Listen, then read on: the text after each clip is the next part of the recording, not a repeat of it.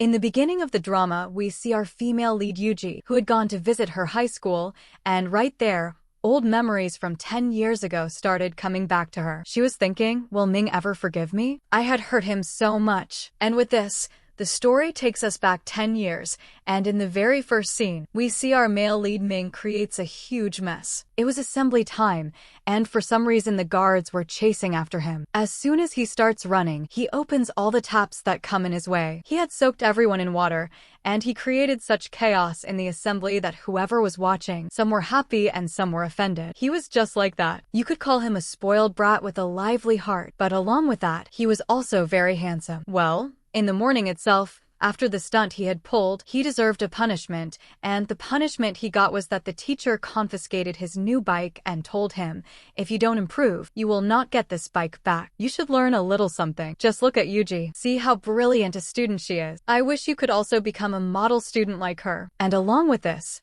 she also set a condition. She said the mock exams are coming up, and if you don't make it into the top 1,000 students of the whole city, then forget about the bike. But how could he forget the bike? It was very dear to him. By the way, he was from a rich family. He could have bought a new bike too, but he thought it was better to get this one back from the teacher. Just as Yuji was one of the topper students, on the other hand, Ming did not pay any attention to his studies at all, and he was one of the last-ranked students. Now one day, in the evening, Yuji was going somewhere on her bicycle when she collided with Ming right there, and a keychain fell from her pocket, which landed in Ming's hand, and on it was a mini bow. Meanwhile, we are also shown about Yuji's life. She was rushing so much today because she was going somewhere for an interview. She belonged to a poor family, and to help her grandmother, she worked part-time as a tutor. But a high schooler cannot be a tutor. That's why she presented herself everywhere as if she was a college student, and she had also made up an absolutely impressive family background. But in fact, all this hard work and running around in her life, she did only and only for her grandmother. Her grandmother was her only family. And one day,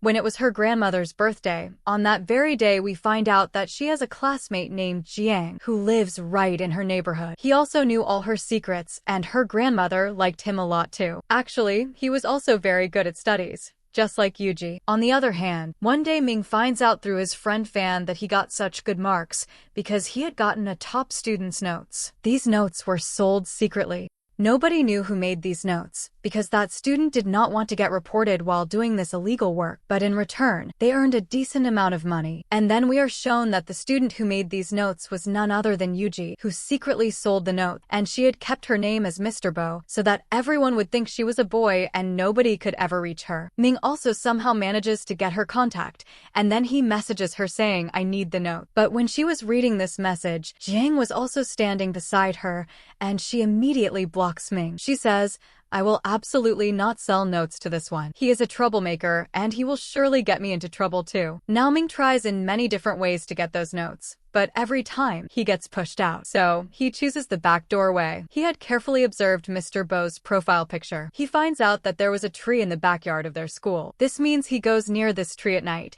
and he understands that he will surely catch this top student. At night, people did not go there. They were afraid of ghosts, but Ming goes there anyway. There was an abandoned area there. There was also a swimming pool, and near it many desks too, and right between these desks, he catches Yuji red-handed studying at her own hidden spot. He says to her, it's you, right, Mr. Bo? I have found out. Why didn't you give me the note? Now, after he had found her, right at this moment, the guard who was following his friend also reaches there. But at this place, Yuji had set up something like this, that she drops a very big cupboard from a distance, and the guard runs away, thinking there must be a ghost here. By the way, Yuji was very smart, and he had already become quite impressed by her. Ming says to her, why didn't you give me the note? Yuji replies, I didn't give them because you are too flashy, and I don't want to get into any trouble. And right there, he also shows her the Bao keychain. It was very dear to her, and in the scuffle to get it back, Ming secretly stole her notes too. He seems to always stay 2 steps ahead of Yuji. After that, we are shown that there was a big difference in Ming's result. At first,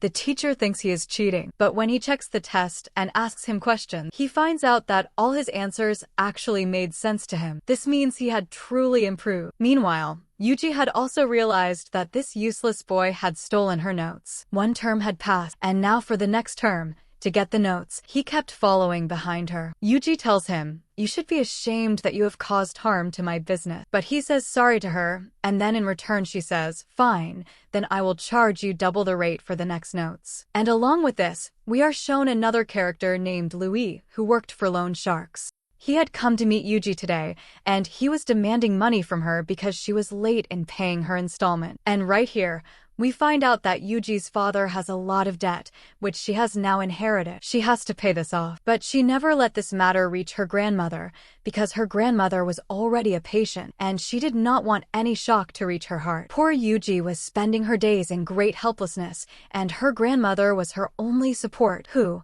on the outside, showed herself to be completely strong. But deep inside, there was an illness that was making her weak. Well, now after giving Ming the notes at school, Yuji takes her mini bao back from him. But along with this, she finds out one more thing, and that is that he wants to take admission abroad and is preparing for TOEFL. After that, when Yuji takes her grandmother to the hospital, the doctor tells her that her condition is very bad. Besides the medicines that are covered in insurance, she also needs some medicines that could be effective on her, but they're very expensive. Now she has to arrange these medicines for her grandmother somehow. In such a situation, she cannot think of anything else. So, she calls her mother, but her mother is simply not picking up her call. She becomes sad, as if all her childhood wounds had become fresh again. And we are shown in a flashback that her mother had abandoned her own daughter for the sake of a rich man. Little Yuji had cried a lot, suffered a lot, but her mom had left her and gone away. Meanwhile, something even worse happens to the poor girl. The family of the child she used to coach got her background checked, and they found out that although she teaches well, she is still not a college student. She had lied about her background, so now she leaves her job there and walks away. Now, while she was passing through this same posh area, her eyes fall on her mom right here. But a very big truth about her life comes in front of her,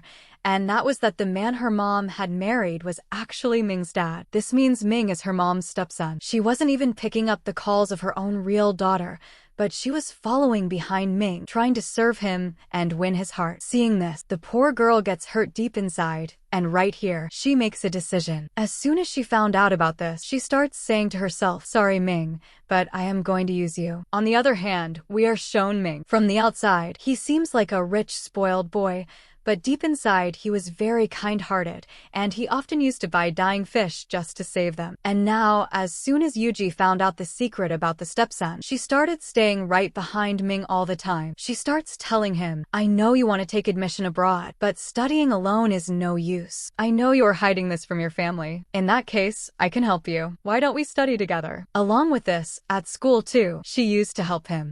She was a proctor, and often, when he was up to mischief, she would let him go. And then once again, she goes up to him, holds out her hand, making it look like she is doing all this for the money, but in fact, she wanted to get close to him under some excuse. After that, one day she secretly goes into the teacher's office and calls her mom's number from the landline there, and she kept mentioning Ming to her. She tells her, "Please make sure to come to the PTM." Her mom is left stunned, wondering how this could be possible, that Ming gave my number at school, because he always kept her at a distance. But just out of this happiness, she doesn't notice this thing, and she says yes to coming. Meanwhile, on the other side, she kept going after Ming again and again. She finds out that he has a fondness for video games, so she reaches outside the same shop and starts telling him, "Why don't you compete with me? If I beat you in even one round, then you will agree to take coaching from me." She had never played this game before today, and in the first 4 rounds she gets badly defeated. But she was a quick learner, and in the last round, she wins. Ming could not help but get impressed by her, and then finally, he reaches the same hidden spot for studying, and the moment Yuji sees him, she becomes very happy. Now both of them used to study English together. Yuji was very good at studies, and she helps him a lot. She even takes his tests. She also makes notes for him. But amid all this, while they were studying, Ming was feeling very hot. Yuji had noticed this thing, and after that, the next day, when she comes to that hidden spot for studying, she had also brought along a mini fan with her, and she was taking care of him. This was somewhere giving Ming a lot of happiness. At school too, she used to do something similar. Once in a while, she would bring a drink for him, even after standing in such a long line. She was making him feel special, and Jiang had also noticed the same thing. He had found out that Yuji was teaching someone, and that someone was none other than Ming. She tells Jiang that he is not like what everyone says about him. He is a very sensible person, and hearing this, Jiang was definitely feeling jealous somewhere inside. These days, Ming was also secretly trying to make a sketch of Yuji, and the two of them even had the same interests and habits. One day, she had brought along a dying fish to save it, but her bag starts leaking. So now, neither of them can think of anything else, and they secretly go into the chemistry lab and steal a beaker from there. But while doing all this, the guard's eyes fell on them. He was chasing them, and they were running ahead. All of this had turned into a complete adventure. In the midst of this, a moment comes when, while hiding, Yuji jumps down from the window. But Ming was afraid of height. He keeps being scared, but she tells him, "Don't lose your courage. Just jump. Trust me. I won't let you fall." And then exactly that happens. As soon as he is about to fall, she steps forward and catches him, and this scene turns from funny into a romantic scene. Ming and Yuji were both sitting in the school's backyard, looking at the same tree through which Ming had recognized Yuji. She starts saying, "Why did you find this special? Many people don't like it, or they just don't notice it." But he starts telling her that this tree has albinism, and that is why it felt very sweet to him. And that means that your taste and my taste are quite similar. And then, after that, Yuji starts telling him, "Ming, you are not at all like how I had imagined you." He asks, "How had you imagined me?" So she starts saying, "I thought you were a spoiled rich kid who never takes anything seriously, born with a golden spoon in his mouth. Your life is very easy, and after a few years you will get an already set up business. You will make many people your employees, and after that you will put a successful man label on yourself." Hearing this, Ming laughs and says, "Well, that is exactly my life plan." But somewhere inside, Yuji was feeling guilty. She starts telling him, "No, you are a good person. At least you don't hurt anyone." He starts asking, "Who did you hurt that you're saying this?" And then she changes the subject. Now, when she was going back, she was going by bus, and beside her, Ming was riding his heavy bike. When he sees her sitting on the bus seat, he starts riding his bike right alongside it. The two of them look at each other and smile, and they were having a very sweet time. Now, one day, Ming also makes Fan promise that, since he has found out his secret that he is studying for abroad, he must not let his family find out about this. If they find out, they will not let him go at all. After that, he starts noticing that in the same area where he used to sit at the workshop, Yuji also often passed by, and there was a fish shop there. There were some last fish left. That shop was about to close forever. These fish could not be sold. Yuji feels very bad about it. Ming also liked fish very much. He comes up to her and starts saying, "Why don't I just buy all of these?" He knew that Yuji would not have that much money, so he buys all of them and then says, "I am a rich kid. It doesn't make any difference to me." In the next scene, bringing so many fish, they released them into the swimming pool, which had water in it that day. Now, watching the fish swim like this was a very lovely sight. The two of them sat together watching them, and at the same time they were also talking. But meanwhile, Yuji realizes that one of them is a betta fish. She says, "You don't leave this one with the rest, or else it will attack them," and then she immediately jumps into the water to gather her fish back. And of course, right behind her, Ming does the same. The two of them go underwater, swim together, and enjoy a lot of time with their fish. Now, since both of them had gotten wet, after that, they decide to go to the school's storeroom. Here, they find a lot of t-shirts made for a club lying around. They think that they should change out of their wet clothes. So he tells Yuji, "You go to the back and change." And as soon as she goes to the back, her eyes fall on Ming once, while he was shirtless. The moment she sees this, she looks away. She had become quite shy. To change the subject, she starts asking him, "Why do you want to go abroad?" He says, "Because here, I'm not attached to anyone." Along with this, he also advises her, "Pay special attention to your studies. Never become careless like me. I think, with how much of a genius you are, your future is going to be very bright." After that, they once again brought a lot of beakers from the chemistry lab. They had separated the fish into each and every flask and beaker. Yuji tells him, "Didn't you know that a betta fish eats up all the rest? Didn't you watch Animal Planet when you were little?" He starts saying, "No, nobody ever let me watch that much TV." And then he starts telling her, "I don't know why, but I feel like you want to get close to me on purpose." Before she could give any answer, the guard arrives there and catches them red-handed. The next day, this is the scene they show. At school, an announcement was being made. The two of them had received punishment for using the school lab's equipment without permission. Now everyone is told, through this announcement, which two students had broken the school's rule. Everyone was very surprised to hear Yuji's name, because she always used to come in second. She could not do something like this, and as for Ming, nobody could even expect anything else from him. Now, at this point, Ming speaks up and tells everyone, in front of the announcement, that Yuji was not at fault at all in this. He says, I forcibly brought her along with me, under the excuse of learning a lab experiment. But I put my fish into those flasks on purpose. And Yuji also says, I am very ashamed. They were criticized in front of everyone, because this was against the school's rule. After going outside, Yuji says, why did you take all the blame on yourself? I was doing all of this by my own choice. He starts saying, your image is very good, and it should stay crystal clear. Well, now she thanks Ming and tells him, in return, I will give you a treat, and yes, we will go to the place of my choice. On the other hand, Jiang had lately started getting very bothered by the growing friendship between the two of them. Now, at the time of the break, she immediately left, and she was taking Ming along with her through a narrow market, where he could not even ride his bike. He kept telling her, leave your bike. You also sit on the back seat of my bike. But she says, no, I never sit on anyone's back seat. I always stay in driving mode. Well, now somehow, dragging his bike along, they finally reached that shop. Actually, this was the shop where Yuji's grandmother used to work, and here she makes him sit down and orders her favorite customized noodles for him. She challenges him that he will not get the taste of these noodles anywhere else. The uncle who ran the shop knew Yuji very well, and he also found Ming to be a very good boy, and this uncle was also very fond of bikes. So Ming quickly became friends with him. But it seems the uncle could not keep things to himself. He immediately told this to Yuji's grandmother as well, and she starts asking her, who is that boy? She says, he was just a friend, that's all. But then grandma starts getting angry at her and says, I have found out through Jiang that you are not paying much attention to your studies, and on top of that, you have also broken the school's rules. Before grandma's health could get worse, she calms her down and reassures her as well. Grandma says, Jiang did not tell me himself. I keep questioning him myself, so he told me the truth. But now, just as she was standing on the roof of her building, Jiang comes there, and she fights with him a lot and says, is this how friends behave? Now he says sorry to her and says, I could not hide things from grandma. Along with this, he starts telling her,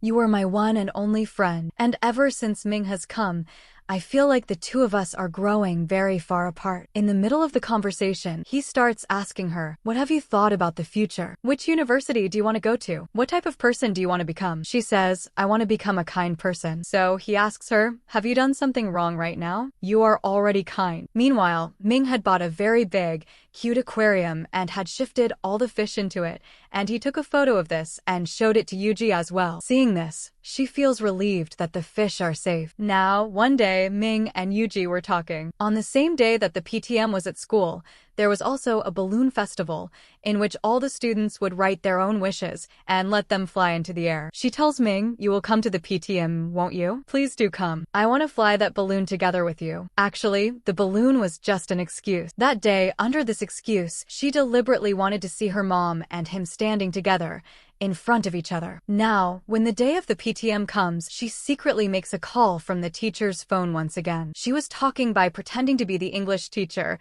and makes sure that her mom would definitely come to attend this PTM. She tells her the exact same timing as the balloon festival. Her mom did find it a bit strange. Under the excuse, she asks teacher, have you checked with Ming? Does he have any objection to me coming? She says, yes, we have informed him. Now she was about to deceive Ming, and she was also feeling bad about this. But still, at the balloon festival, she kept searching for Ming again and again. She looks here and there, but he was nowhere to be seen. And then everyone writes their wishes and lets their balloons fly into the air.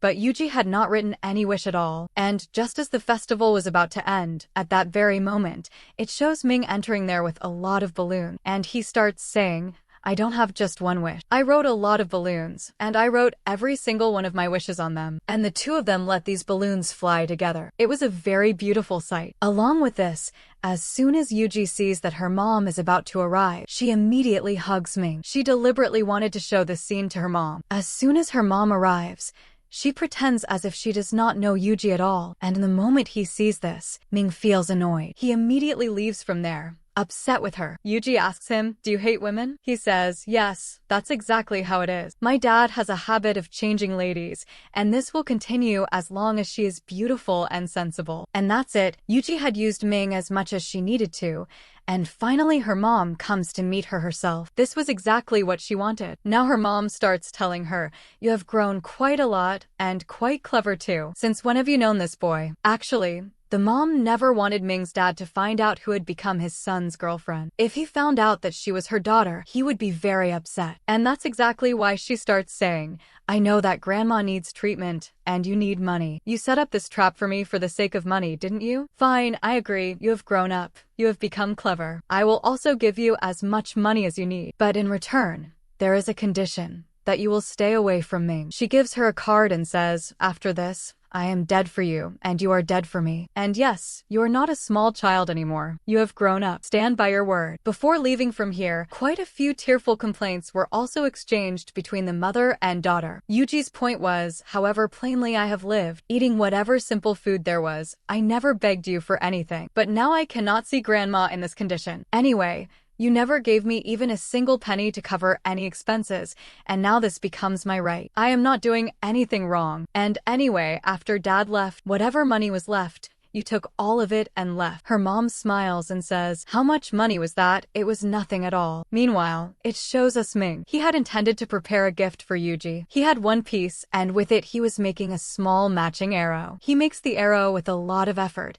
and he had thought he would give her this gift in the form of a very beautiful necklace. But Yuji had completely changed. Whenever she saw Ming at school, she would ignore him. She would avoid him. Once, he even calls out to her. Jiang says, your friend is calling you. But she says, he is not my friend. Now this hurt poor Ming very badly. He was that hurt. He could not understand the reason behind her ignoring him. He wanted to talk to her. She would avoid him and walk away. Now he asks his friend Fan for advice. He says, a boy and a girl were very good friends. But suddenly, the girl has completely changed her color. She is avoiding the boy. Why is this happening? Fan reacts as if he understands everything. What is the answer to this? But then he says, I have only understood this much, that the girl is Yuji, and the boy is you. And how would I know? There must surely have been some misunderstanding between the two of you over something. Don't ask me. Don't waste time. Go and ask her directly. And then, once, on a zebra crossing, some bikers were about to crash into Yuji. When, just in time, he rides his bike in between them. He protects her. He even chases those thugs away from there with his rope. After that, he tells her, come, sit on the bike. It's raining so hard. Come with me. But she refuses, so he says, you won't agree like this. You are very stubborn. And he takes off his own jacket and gives it to her, so that at least she does not get wet. Well, now, once in the teacher's room, a teacher was scolding Fan, and Yuji was also right there at that time. Meanwhile, another teacher comes in and starts saying, I have found out that Ming has not been coming to school these days. Instead of taking admission in a university here, he has contacted someone for admission abroad. I have found this out secretly. I want to talk to him about it. Does his family know about this? And as soon as Yuji feels that Ming's dream is about to be in danger, she immediately takes all the blame on herself. She says, actually, Ming had some relatives who lived abroad. I had asked him to get information about a university abroad for myself. He is not planning anything like that at all. Now, hearing this, the teacher feels reassured, and he decides not to inquire about this any further. Well, now Ming sees the same shirt that he had once worn along with Yuji. So memories of Yuji start coming back to him, and meanwhile, he gets a message saying, I did not let your dad find out, and I have also gotten your overseas admission done, and I have also booked your flight ticket. And of course, this message would be coming from none other than Yuji's mom. On the other hand, Grandma had once caught Yuji red-handed. She had already bought very expensive medicines and was tearing up and throwing away the receipt. Now Grandma catches her and says, being just a student, where did you get so much money from? You haven't done anything wrong, have you? She kept saying again and again, I am perfectly fine. Doctors just make up things like this. But she argues with Grandma and says, just accept it. Grandma, this money that came to me was not wrong. It was completely fair, and it was my right. Along with this, she starts telling her, you are my only family. I don't want to lose you. After that, it shows us the last day of school. Today, all the students had come there. After this, all these high schoolers will go off into their own lives to build their own futures. For today, They had chosen the topper, Jiang, to give a speech, but Jiang was nowhere to be seen at all. So the teacher does this. As a substitute, she tells Yuji, you memorize this speech well, and go up on stage and deliver it. Meanwhile, on the other hand, it shows us that inside, Ming and Jiang come face to face. Jiang tells Ming, after today, we will all leave school and never try to come into Yuji's life again. This chapter is closed right here. And over this very thing, he starts fighting with Ming. He says, who are you to dictate to me? But of course, here, it was Jiang who threw the first punch, and here, for the first time, we find out that these two are actually relative. Not just any relation, but the two of them are brothers. They were half-brothers, and that is exactly why they already had a lot of resentment toward each other beforehand. And that is exactly why Jiang always hated Ming and wanted him to never get close to Yuji. Jiang says, don't forget, I came into this world before you. Jiang was the son of a mistress, whereas Ming was his dad's one and only legitimate son. Ming starts telling him, you call yourself different, but you, being with Yuji, you also know which family you come from. He could have beaten him up properly, but even so, he just gives him a warning. After that, as soon as Yuji had finished giving her speech, she goes upstairs to look for the two of them. But when she sees them, it was clearly visible that the two of them had fought with each other. Ming leaves from there, but after that, she gets angry at Jiang and says, why did you fight because of me? It's my life, it's my choice. Please never interfere again. But Jiang's point was, the whole school knows what kind of boy he is. Why have you kept hanging around with him? But her point was, you don't know him at all. How good he is. He is much better than me, even.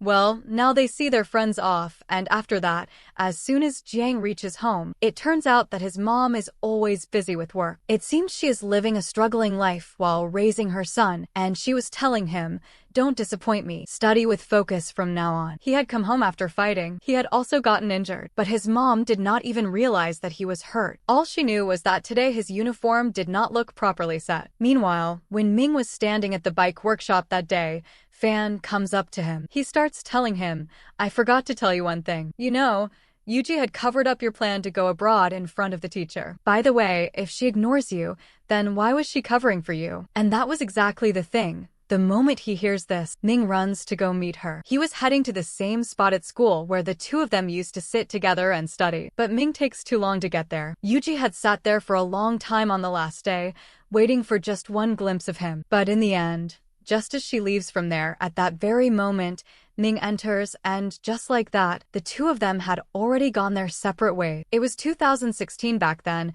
and now 2026 had come. 10 years had passed. The two of them go to visit the school once again. And after 10 years, once again, fate brought them face to face with each other. Yuji was looking at a dog that she found very lovely, but coming up from behind, Ming tells her, it's been quite a few years since I last saw you.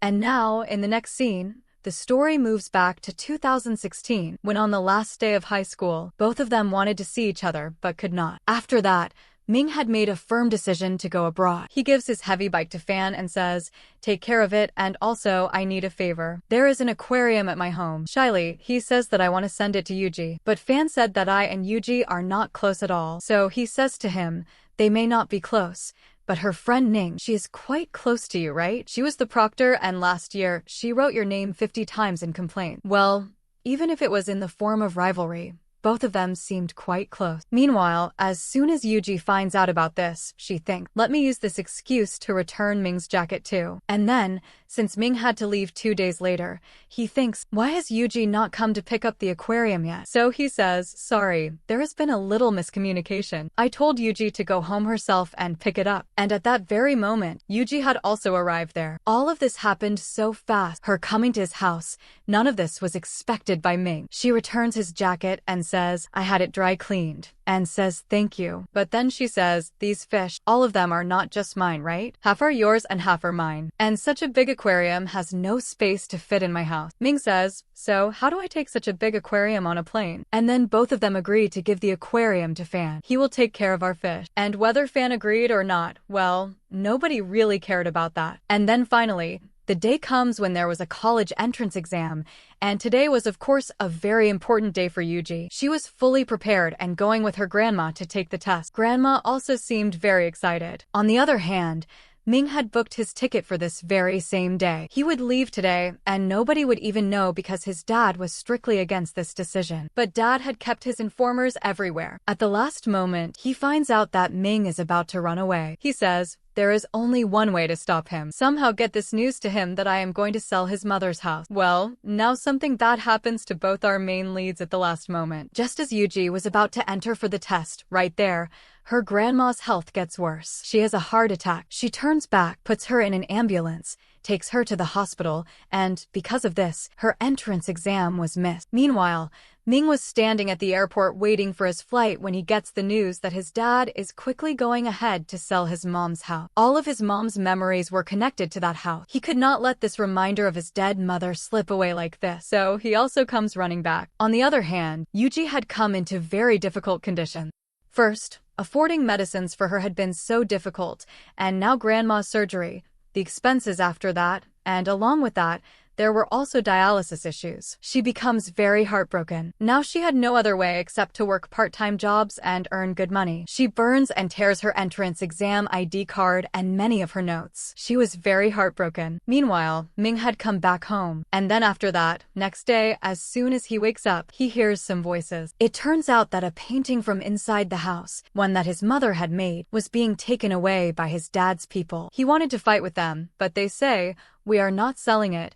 We are taking it to Grandpa's house. Now on the other hand, Yuji's busy life starts again. Sometimes she would go to part-time jobs and sometimes she would reach the hospitals to take care of Grandma. Meanwhile, Ming was also going around looking sad. The college entrance exam results had come out. There were many people celebrating on the streets because they had gotten admission into their favorite university, and these were the same people who were also their classmates. But both of their dreams had broken. Now after this, we are shown a scene at a bike workshop. One time these two friends were standing there when they find out that the niece of the workshop owner, who was also their classmate, has come to work here too, and the part-time clerk was none other than Ning. Here, I was arguing with a customer, and that customer was Wanhui, and this Wanhui always had a rivalry with Ming. Both of them were in bike racing and would not let go of any chance to put each other down. Wanhui says to him, I found out about your dad. He needs my dad's help in business, and these days he keeps begging to meet him. You two will bow before me one day. He was putting him down like this, so because of this, a fight breaks out between him and Ming. And here,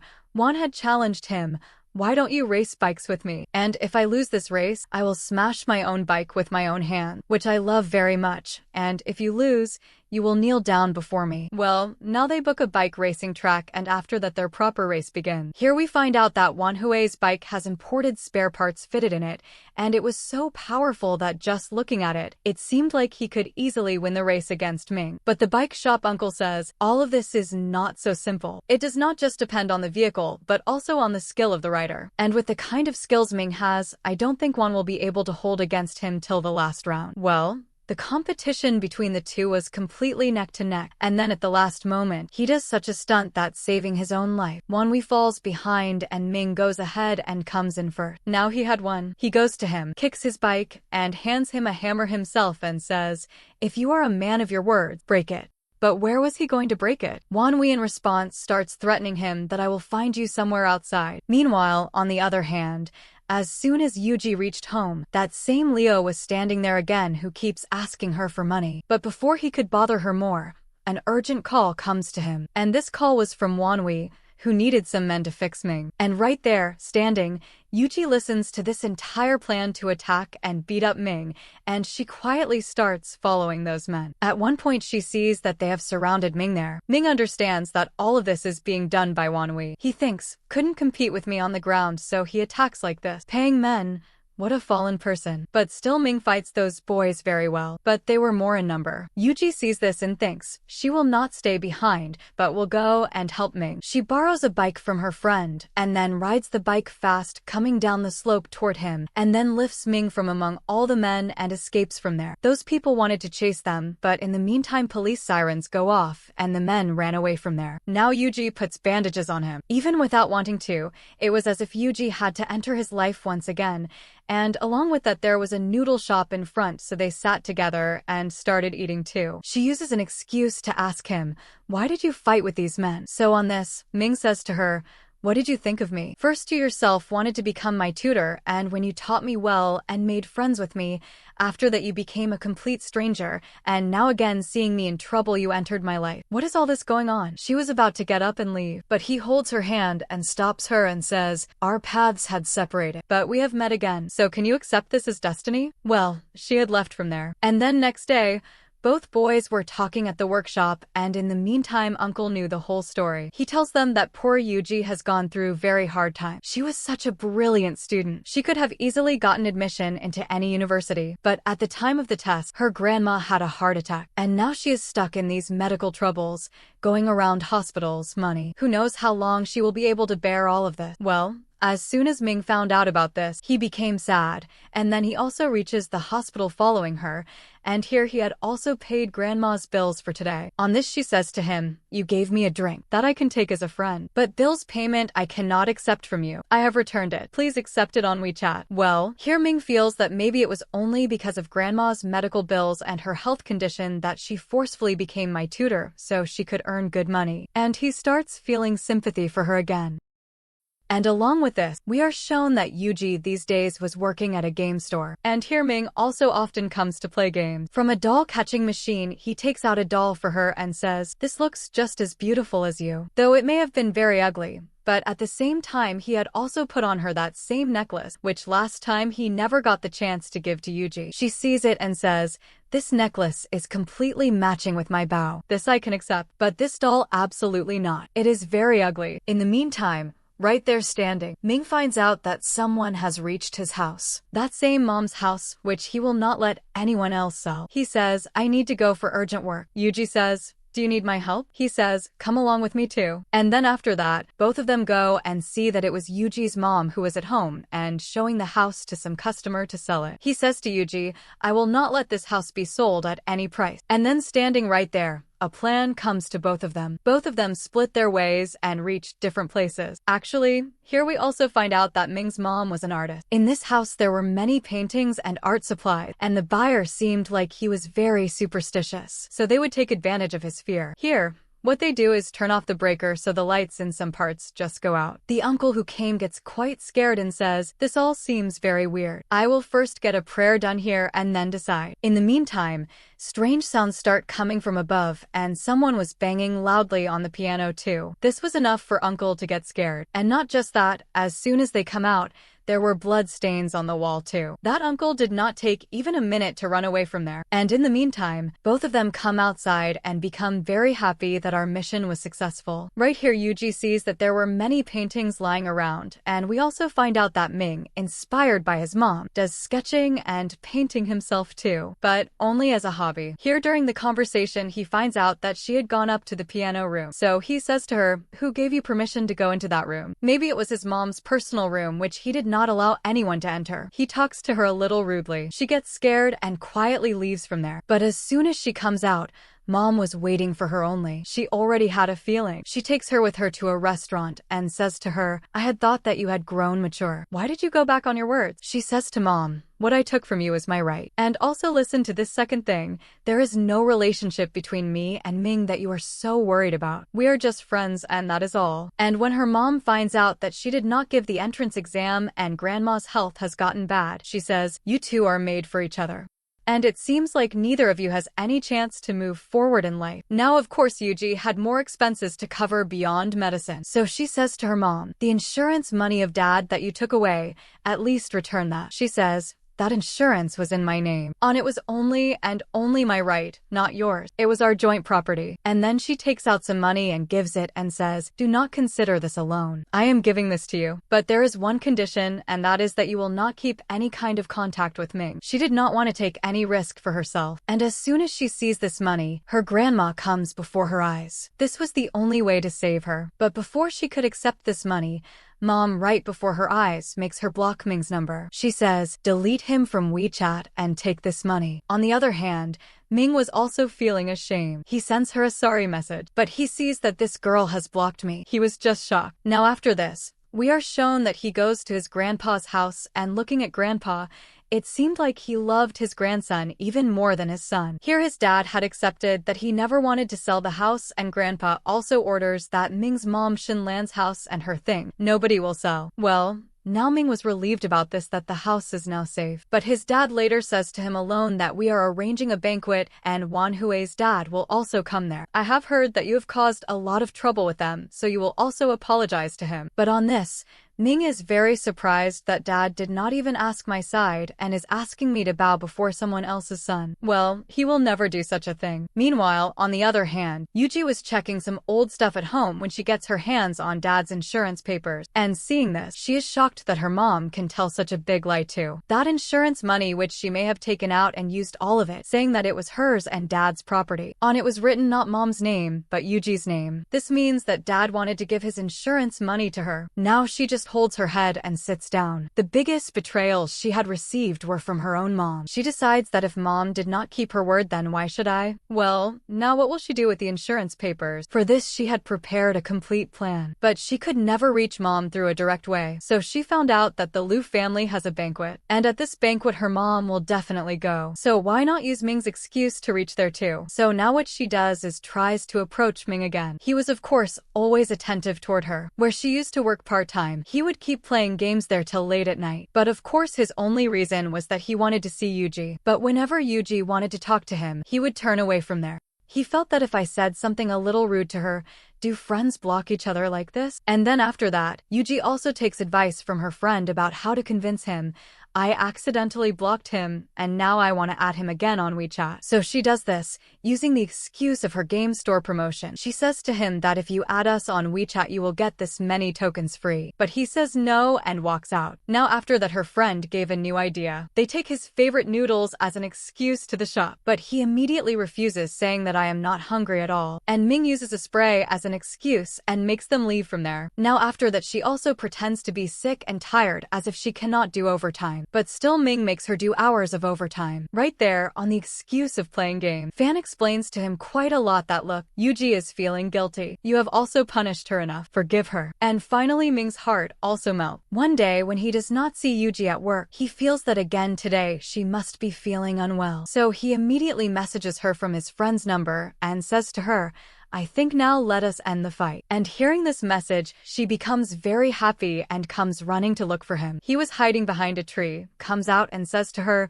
you were looking for me, right? And then both of them say sorry to each other. She says, I should not have blocked you. He says, I was also sending you a sorry message when I found out that you had blocked me, so I got angry too. Both of them remember their old days of friendship and make a promise to add each other again on WeChat. Along with this, both of them play a round of the game once again, and this time Ming had won. But he was surprised that Yuji had also become very good at playing games. Although she did not have so much interest in all of this, but still because of Ming she had started taking interest in gaming too. Now she uses an excuse to ask him and says, I heard that there is a band coming to your family banquet. I also want to hear their music. Can I get entry there? He says, there is nothing such a big deal about this. Just come a little early. But at the same time, Ming was also thinking about what she would wear there. Meanwhile, on the other hand, we are shown Jiang. He had gotten admission into a good university and today was also his birthday, and on every birthday, he would go to meet his dad. Today also he had gone. His dad gives him an expensive pen and then says, your clothes look old and cheap. He tells his servant, on the way back take him shopping and yes, get him all branded things. But Jiang felt like dad does not care for him but meets once a year. Talking about buying clothes like this as if giving alms. He says, I don't need your alms. So his dad says to him, agreed, you have attitudes, so do I. And yes, I have no time for dinner. He treated even his own blood relations as if doing some business deal. Jiang had come to celebrate his birthday with his dad, but his mood becomes quite bad. Meanwhile, at that same time, we are shown that as soon as he returned, Yuji was standing there with his birthday cake. Both of them cut the cake together, and along with this, Jiang gives her 2 tickets and says that there is an art exhibition. Why don't we both go there to freshen up our mood? She looks and this was the same day as the banquet, but she thinks it is okay. I will take out a little time during the day. She accepts his offer. Meanwhile, on the other side, we are shown Ming. He had reached a boutique and was choosing a dress for Yuji, and to check the size he calls a sales girl close and was comparing his height with hers to guess his and Yuji's height difference. Ming was standing right at the entrance waiting for Yuji to arrive so that she would not face any problem getting inside. And along with this, we are also shown that when Yuji was getting ready, she first put on the necklace that he had gifted her. But then out of embarrassment, she takes it off and puts it aside. In the next scene, Wonwi was also present at this banquet, and as soon as he sees Yuji, he starts saying me and this poor girl at the same party. What days have come? And along with this, he deliberately spilled a drink on Yuji as well. Ming gets very angry, but Yuji stops him and says there are a lot of people here. Do not create a scene. After that, Ming also found an excuse now. He tells her okay, then come and change your clothes. And along with this, we see that inside his house, a very beautiful dress was already kept ready. As soon as Yuji sees it, she starts asking him, do girls' clothes stay with you often? Do girls visit you here frequently? He smiles and says yes, they absolutely keep visiting, but most of them are usually my stylist. After that, we are shown that he had arranged a beautician and a stylist, and they get Yuji ready in a very gorgeous way. Ming was very restless to see her. He was standing leaning against the door, but meanwhile he was being called downstairs to the party, so he leaves. But when he was telling her to get ready, he had said to Yuji, consider all of this as a loan from my side. You can pay me back later. And the poor girl was getting ready while also thinking about how much it was all going to cost. Meanwhile, looking at Ming's family,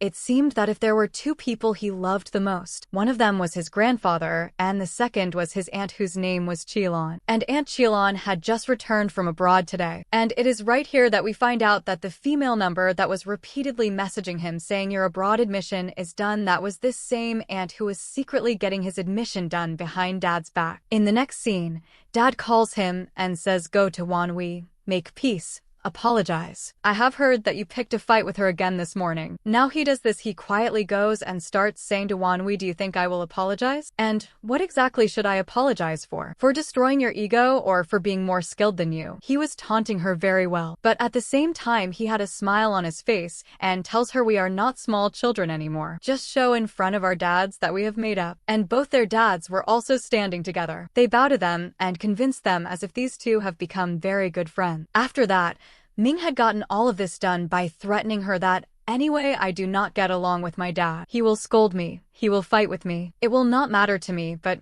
it is going to matter a lot to you. Meanwhile, all of this was still going on when Ming's eyes fall to the side and there was Yuji, who had come ready, and she was looking no less than a Cinderella. She was looking so beautiful that it seemed Ming's eyes were not going to fall on anyone else now. He brings her outside with him near that same van, using the excuse of listening to whose song he had planned to enter the party. He starts saying the song you had told me about was not in their list, and maybe today's occasion was such that it did not suit it either. That is why I arranged a separate performance just for you. After that, those people sing that very song for her, and she listens to the band live. And along with this, Ming asks her to join him for a dance. She did not know how to dance, but he was teaching her very lovingly, and this scene had become very romantic. All of this was like a fairy tale in Yuji's very tough life. In the next scene, Ming wanted to cherish her. He wanted to bring her into his life. He wanted to share all her pain and sorrow. All of this was becoming completely clear from this entire scene. Here the two of them also talk together. He asks her, do you understand the meaning of this song? And its poetry was quite deep. There was a story in it where a girl hurts a boy. The boy also knew that he was getting hurt, but still he gets deceived until the end. Even while helping that girl, he leaves this world. After that, Yuji starts asking him, what if I ever hurt you? He says, so what? Will I do nothing? Well, now along with this, Dad comes on stage in front of all the guests. He had a painting placed beside him, and here he was showing everyone as if he loved his late wife very much and had kept her memories close to his heart till today. And of course this was a complete white lie. He did not even remember the name of this painting properly, and all of this was unbearable for Ming. He turns and says its name is Never Ending Summer. And my mother did not just make this, but created separate masterpieces for all 4 seasons. Meanwhile, he was illustrating all of this in front of everyone when Yuji receives a call. It turns out that a kidney donor can be arranged for grandma, but for that, 3 lakh is needed. She was talking about this on the phone when guards come to her who were actually sent by her mother, and they were saying, get your invitation check. If you do not, we will have to throw you out. And this was the moment when Yuji thinks, do I want to do this? But then her grandma's face comes in front of her, and she makes this difficult decision. As soon as the stage was empty, she runs onto the stage and says in front of everyone, I am visible to you here at this party because a lady here is very special to me who is today's hostess. What should I call her? Should I call her mom? Now everyone gets shocked. Is this Guyan's daughter? What kind of background does she have? But meanwhile, she gives her mother a mini heart attack and changes the topic. She says she is like a mother to me. Actually, even more than a real mother, because she has anonymously supported my studies for so many years. And when I found out who she was, I thought there could be no better occasion than this to give her credit. And in that one moment in front of the world, she had made her into an angel. Now everyone says, Guyan, you should also go on stage. Now she hugs her, and in front of the world it was appearing as if she had done a charity. But who knew that this was actually her own real daughter? In the next scene, in front of everyone, they create a heartwarming scene. But Ming had clearly understood that he had been used. He knew Guyan well, and he knew Yuji well too. He was not going to fall for all of this. On the other hand, we are shown Jiang. He waits for a long time, but when Yuji does not appear at the art exhibition, he goes to the hospital to grandma to find out why her phone is off. Is she with you? And it is right here that he finds out that she has been completely missing the whole day. And right there, the Lu family banquet invitation was also lying there, and his eyes fall on it. And as soon as he sees this, he understands that she has gone to the party with Ming. Meanwhile, after creating so much of a scene over there, Ming starts saying to Yuji, so that is what it is. That is why you came to this party. Where did you learn the fun of hurting people? You are very good at it. And along with this, he makes her sit on his bike and takes her to a hill point outside the party and starts saying to her, I am slowly starting to understand by connecting the dots. You approached me. You tried to win my trust. You became friends with me. You did all of this to approach Guyan, right? I was just a tool for you. After that, she was so ashamed that she could not even meet his eye. He turns her and says to her, in all this long time that we have spent together, did you ever truly like me even once? Without even hearing her answer, he kisses her, and along with it, fireworks also started there. And then in the end, she turns away from there saying, I do not know, I never thought about you in this way. After that, Ming had made one more effort, but once again he was heartbroken. Yuji was also heartbroken, but she hides it. Now after that, he sits on his bike and leaves. But in the middle of the way it occurs to him that how will she go back from there alone? He turns back, but she had already taken a taxi and left from there before him. Next scene, as soon as she reaches home, her mother was standing right in front of her flat, who starts telling her not everyone is destined to become Cinderella. Keep in mind, these shoes did not fit you. And truly there was something like that. The shoes that Ming had chosen for her had wounded her feet. After that, she was demanding from her mother even while standing at the party. She was demanding from her mother that dad's insurance had 3 lakh and for grandma's treatment also 3 lakh is needed. That insurance was in my name which you secretly got withdrawn from me in childhood. Give me back those 3 lakh. Today mom tells her I will give that too. And along with that, I will also give the extra money over the treatment cost. But after this, you will come to our house tomorrow for breakfast because Chillin's eyes have fallen on you. She has invited you. In front of her, you have to say that from now on you are leaving the city forever. You will have to make up for the scene you created last night. Meanwhile, Jiang had also heard all of this. He comes and gives her a bandage and starts saying to her, this means you approached Ming because you wanted to reach your mother. Now on this, Yuji gives him no answer. She only says this much, I am not a good person. But Jiang tells her maybe others could not understand you, but I can understand you well. Some blood relationships are such that they cannot be broken and you cannot live with them either. Next day, we are shown at the breakfast table. Now on something, Ming and Dad get into a fight again. Actually, the matter was that Ming wants to go abroad and study art, but Dad would simply not agree. He wanted him to study finance and take care of the business, but he was just like his mother. Meanwhile, this very fight was still going on when Aunt Chilon says there is a guest at breakfast today, and along with this, she brings Yuji there. Seeing Yuji enter there, Ming is left shocked. Yuji says hello to everyone except Ming. So here mom deliberately says say hi to your brother too, and she just has to put a stone on her heart and say hi to him. When Goyen was forcing both of them to become siblings, hearing this, Ming's mood turns very bad. He was about to get up and leave when Grandpa stops him and says, you have no manners at all. After that, Goyen tells everyone that there is a plan to go to a peaceful place far away from this city to prepare for the tongue exam. But she had no idea that this plan would backfire on her. Grandpa and Chilon both say, why are you going so far? Come stay at our house. It is very peaceful here, and on top of that, our child Ming. He is very naughty. He pays no attention to his studies. You will study together with him and help him in his college entrance exam. If you set a good example for him, we will be very grateful. Meanwhile, Yuji tries very hard to say no, but Ming immediately says yes and says, I have no objection. On the other hand, Goyen's own plan had backfired on her. But what could she do? In front of Chilon and especially Grandpa, she had no say at all. Yuji had also tried to make excuses, but Ming countered everything. And then on top of that, Dad put forward one condition. He says, getting admission into your mother's university is very difficult. And yes, if during this summer break you create even one problem, cause even one scene,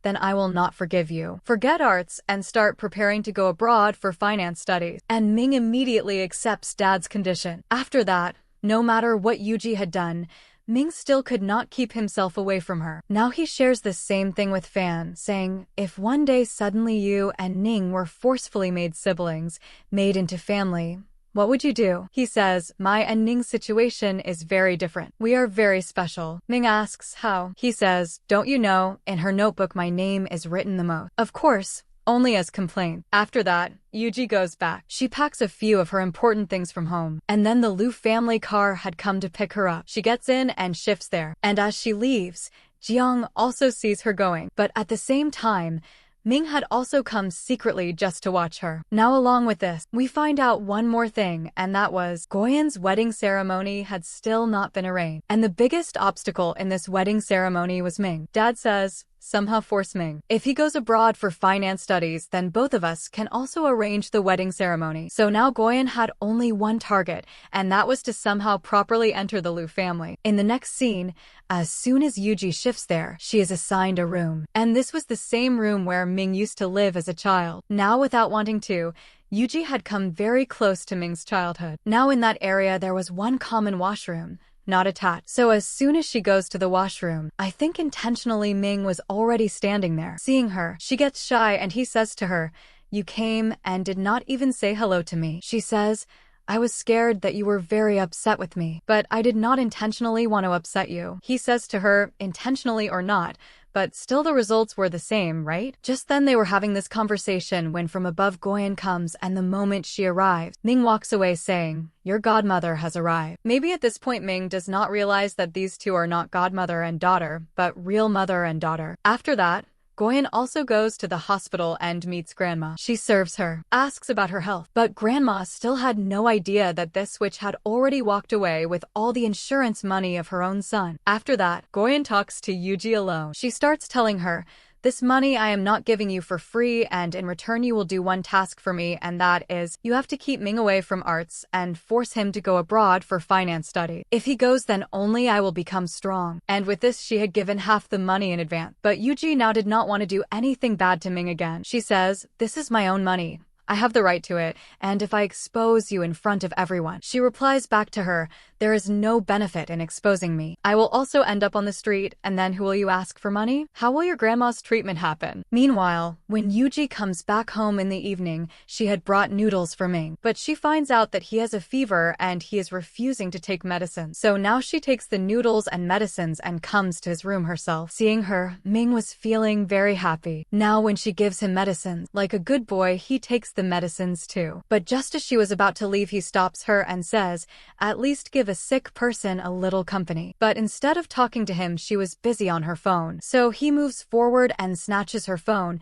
and then pushes her onto a seat and says, I feel like transferring the infection to you too. He comes close to her, but he could not do that, so then he steps back. He was very sweet. In the next scene, next day, he becomes very happy when he finds out that he received flowers from Yuji's side. These days, he wanted to take classes from a professor for arts preparation, and he had gone to give an interview with him when at home he forgets a portfolio, and as soon as Yuji finds this out, she should have stopped him, but she does not. Instead, she picks up those art pieces and goes after him. Going there, she finds out that the professor was rejecting him, saying that all your work is an imitation of your mother's, and I want you to bring me your own work, your own true inspiration. The talent inside you, When that comes out, then I will know whether I want to keep you or not. And here Ming tells the professor all his challenges about how he is not getting inspiration. He then gives him 1 or 2 pieces of advice for inspiration and says, come to me soon with your work. Now Ming was quite troubled and Yuji also gets troubled for him. These days he had nothing to do, and just the 1 or 2 new paintings he had made were all of Yuji. Now an idea comes to Yuji. In her off time, she often used to go for volunteer work with Jiang. So what she does is gets his name registered there too. She thought that he would feel good with the children and get inspiration. Now as soon as he arrives there, ahead he sees Jiang. He was about to turn back, but Jiang stops him and says, that day it was my fault. I also want to apologize to you. And then along with him, he takes him inside. Jiang and Yuji both were old here, but Ming was interacting with children for the first time. He found it quite difficult to mix with the children, and in this both of them help him quite a lot. First, he plays games together with the children, has a lot of fun, and after that story time had also come. Now Jiang had told a very good puppet story. When Ming's turn came, he was completely speechless. At this point, Yuji comes to help him and sits with him in the background and starts the story. And as soon as she starts, ahead Ming himself handles that story. This was a wolf and sheep story, which was not showing a fight between them, but rather a very good friendship. Now while telling this story, Ming enjoys it very much. And then at the ending of this story, Ming, who is the wolf, gives the black sheep a rose too. And in the background, he was giving this same rose to Yuji. The children also laugh a lot, enjoy, and along with that, Ming and Yuji had also enjoyed it very much, even if it was nonsense. Now after that, when the art classes were happening, he also sits down and starts drawing something. Here he was drawing Yuji herself. He sees that she was talking to a little girl, and from that he finds out that she had a very big dream of wanting to see an amusement park. Yuji had never gotten the chance to see it in her childhood. As soon as Yuji comes closer to see whether he got inspiration or not, what did he draw? He immediately hides his drawing and puts a child's sketch in front. Now seeing this, Yuji gets very upset and Ming immediately grabs his bike and leaves from there. After that, Ming cared so much for Yuji. What he does is he teams up with Fan and proposes a plan from his side only,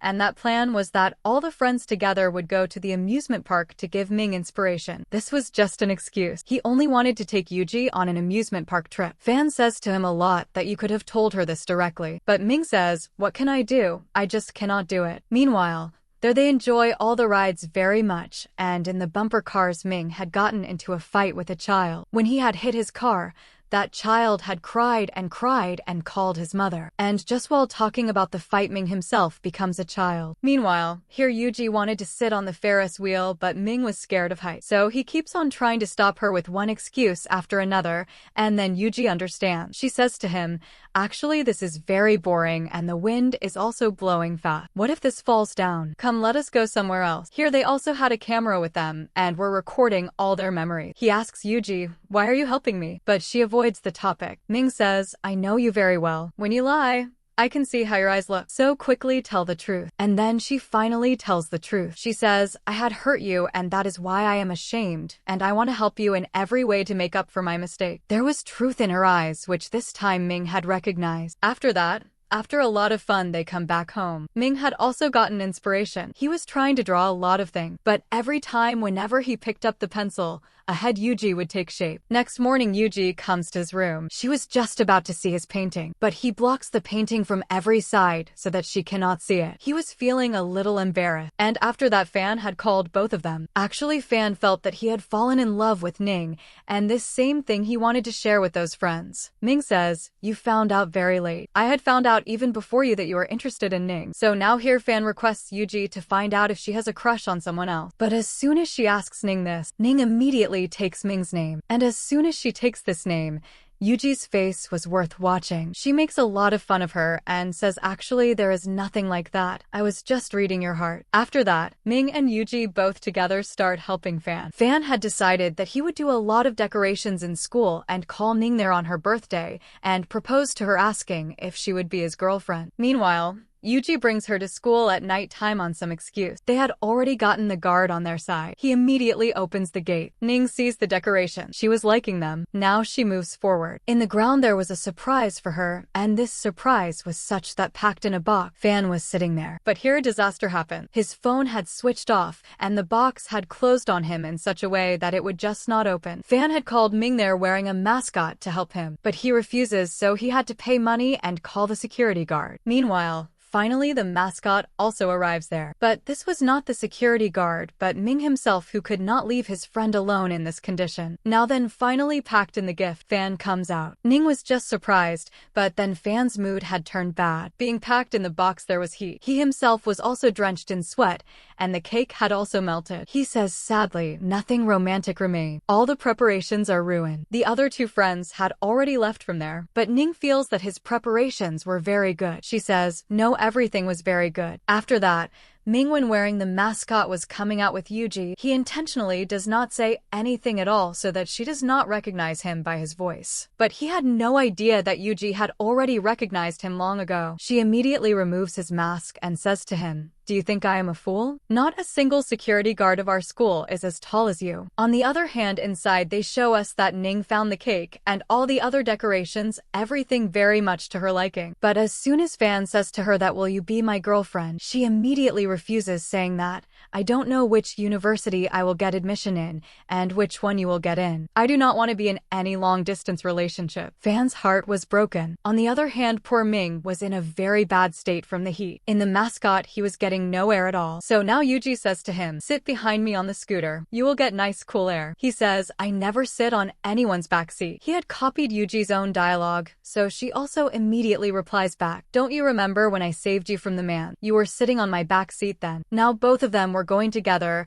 and here they both enjoy a lot, but then their enjoyment gets jinxed when traffic police spotted them, and they immediately stopped them, because Ming sitting behind had not worn a helmet. Now both of them were busy apologizing. After that, for Ming's next inspiration, he takes her with him to a place. This was a very big garden, and the atmosphere here was very beautiful. This was a scenery where seeing it, his mama used to often bring Ming along with her in childhood to make painting. And in summer this view would become even more beautiful. And the uncle there knew Ming very well. That uncle's son comes to them and requests them to bring down the kite stuck in the tree. But Ming was scared of height, even though he himself was so tall. But here little Yuji gathers courage. She climbs the tree, was trying to bring that kite down when she was just about to fall. Ming steps forward and makes her land in his arms. Both of them had fallen, and on top of them a heart-shaped kite too. This scene was funny as well as romantic. After that, both of them laugh a lot. At this point, Uncle tells Yuji alone that seeing Ming, it seems like he likes you very much. Before today, he had never brought anyone here with him, and his mama is very special to him. After you are the second person who has come here with him. After that, Yuji also enjoys quite a lot here, and it seems like Ming was getting quite good inspiration. He also gets memories of his childhood, and after that Yuji and he both talk together. Ming was just telling her, give me company, keep sitting next to me. He remembers his mama, and says, I feel like I am starting to forget them. And the same thing was happening with Yuji too. She says, I am also scared that my dad's voice, his memories, may not disappear from my memory. I am very scared of this. After that, a little later, tired out, Yuji had fallen asleep. Ming comes to her. He wakes her up and then shows her one of his paintings, which was very beautiful, and this painting was once again of Yuji. He says, what can I do? As soon as I pick up the pencil, only you get drawn from my hand. You are my true inspiration. Today, when Yuji comes back to her room, Mummy was already sitting there waiting for her. She starts telling her, do not forget your target. You have to keep Ming away from arts and advise him to study finance. They were just talking about this when suddenly Ming comes down from upstairs, and Mummy acts like she had only come to check on him. Now when Mummy had left, Ming gives Yuji a gift here. He gives her that same painting which he had drawn of Yuji today, and Yuji loved it so much. She says, will you not show this to the professor? He says, I have already prepared a separate portfolio for them. This is only for you. Now the moment Ming leaves, Mummy comes back there. She was about to give her instructions again, when suddenly the painting that Yuji had hidden falls into Mummy's hand. She says, so this is the whole story. You are inspiring Ming behind my back. He is making paintings of you. And within less than a minute, she cruelly tears that beautiful painting apart. She was very cruel. Well, now Yuji was very upset. But what could she do? life had to go on. In the next scene, and on this day, Ming and his friends were all together making barbecue. And they were at that same uncle's workshop, which was Fan's uncle's shop. Here someone brings juice for Ming and a drink for himself, but she also wanted to taste the alcohol. He says, no, of course you are 18 now, but I don't think this is suitable for you. But later she secretly drinks it anyway, and what was bound to happen happened. Within a short time it goes to her head, and she starts behaving strangely. And along with this, Ming was asking everyone who gave her the drink. Uncle had secretly given it, but he denies it. On the other hand, back at home we see that Mummy had noticed laundry coming from Ming's room today, and had found out that he has been painting a lot these days. She thinks why not visit his room. She sneaks inside and goes to see he had prepared one complete portfolio. A vicious smile comes on her face, and right after that she replaces all of his work. Meanwhile over there, when Yuji had gotten so drunk, Ming was helping her and was saying to her, why do you need to drink? What kind of sorrow do you have that you are trying to forget? She starts saying that I am definitely hurt because I do not want to become a bad person, but I am becoming one now. Here she accidentally shares some hidden feelings of her heart in front of him. She was telling him, do you know why I am so sweet with you? Because there is a guilt inside me, and I feel that by helping you a little and by talking nicely with you, I am covering that guilt. Ming says every person has a bad side hidden inside, and I am also not that good. But she says, no, you are very good. Absolutely crystal clear, and that is exactly why I like you so much. She was drunk and kept saying, I like you,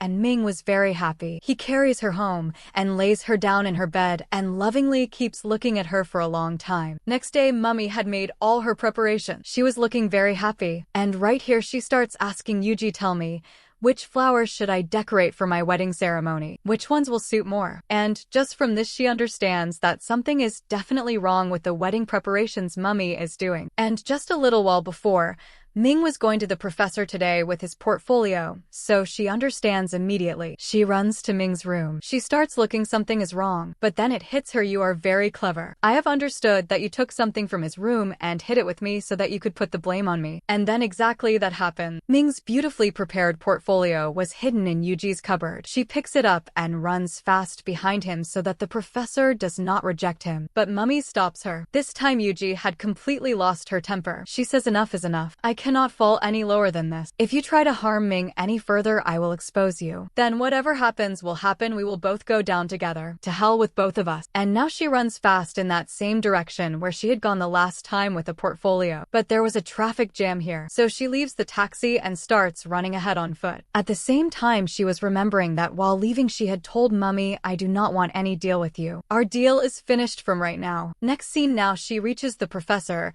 and shows him all of Ming's work. The professor says, it seems like you came running. Is everything okay?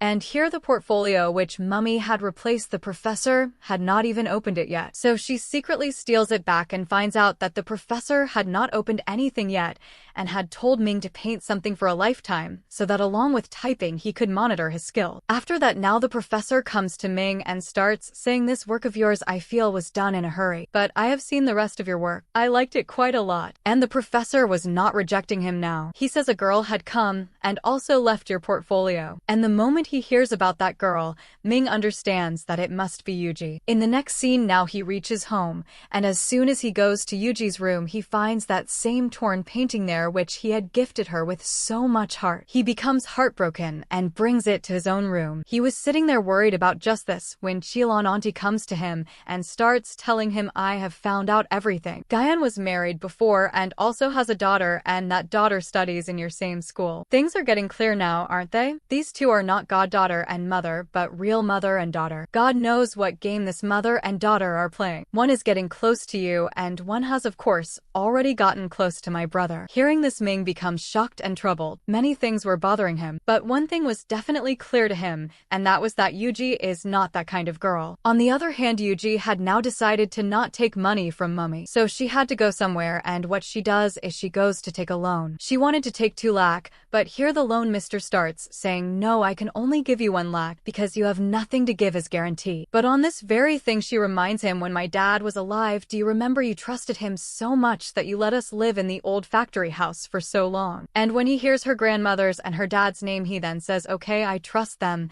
and I can give you the loan. After this, Yuji goes to Ming's house, packs her things, and was sneaking out when Ming catches her. He asks what happened? What are you carrying and running so fast? So in response, she gets so flustered that she says 2 opposite things. On one side, she says grandmother's health has gotten worse, and on the other side, she says grandmother is coming home. Ming catches her lie, so she immediately admits it and says, I just do not want to stay here anymore. But Ming had many things bothering him, so he follows behind Yuji, but she was avoiding him. And one time he catches up to her right at the moment when Louis had come to her and was asking her for money. Now she tells Ming he has come here to collect rent from us, and saying just this, she walks away from there. Meanwhile, but here Ming starts asking Louis, there is definitely something going on that is being hidden. Why have you come after her? What money do you want to take? But Louis says to him, I won't tell you just like that. Give me some money. Give me a bribe and find out her secret. But Ming says to him, not like this. Why don't we make a bet? And after the bet, if you win, then I will do whatever you want. And if I win, then you will tell me the whole truth. Well, now Louis had arranged a basketball match as the bet with him. Now Ming had arrived there with his team, and Louis was standing there with his mans. Now Yuji also finds out about this same thing. She also comes immediately to that same area to watch. But going ahead, it turns out that Louis had gotten the referee also on his side. Along with that, the mans were cheating. They were pushing Ming and his friend. But the referee would not even look. But then Ming understood that no matter what, even while facing this cheating, I will defeat him. And just then the match comes to a half break. After that, and when Yuji was standing there,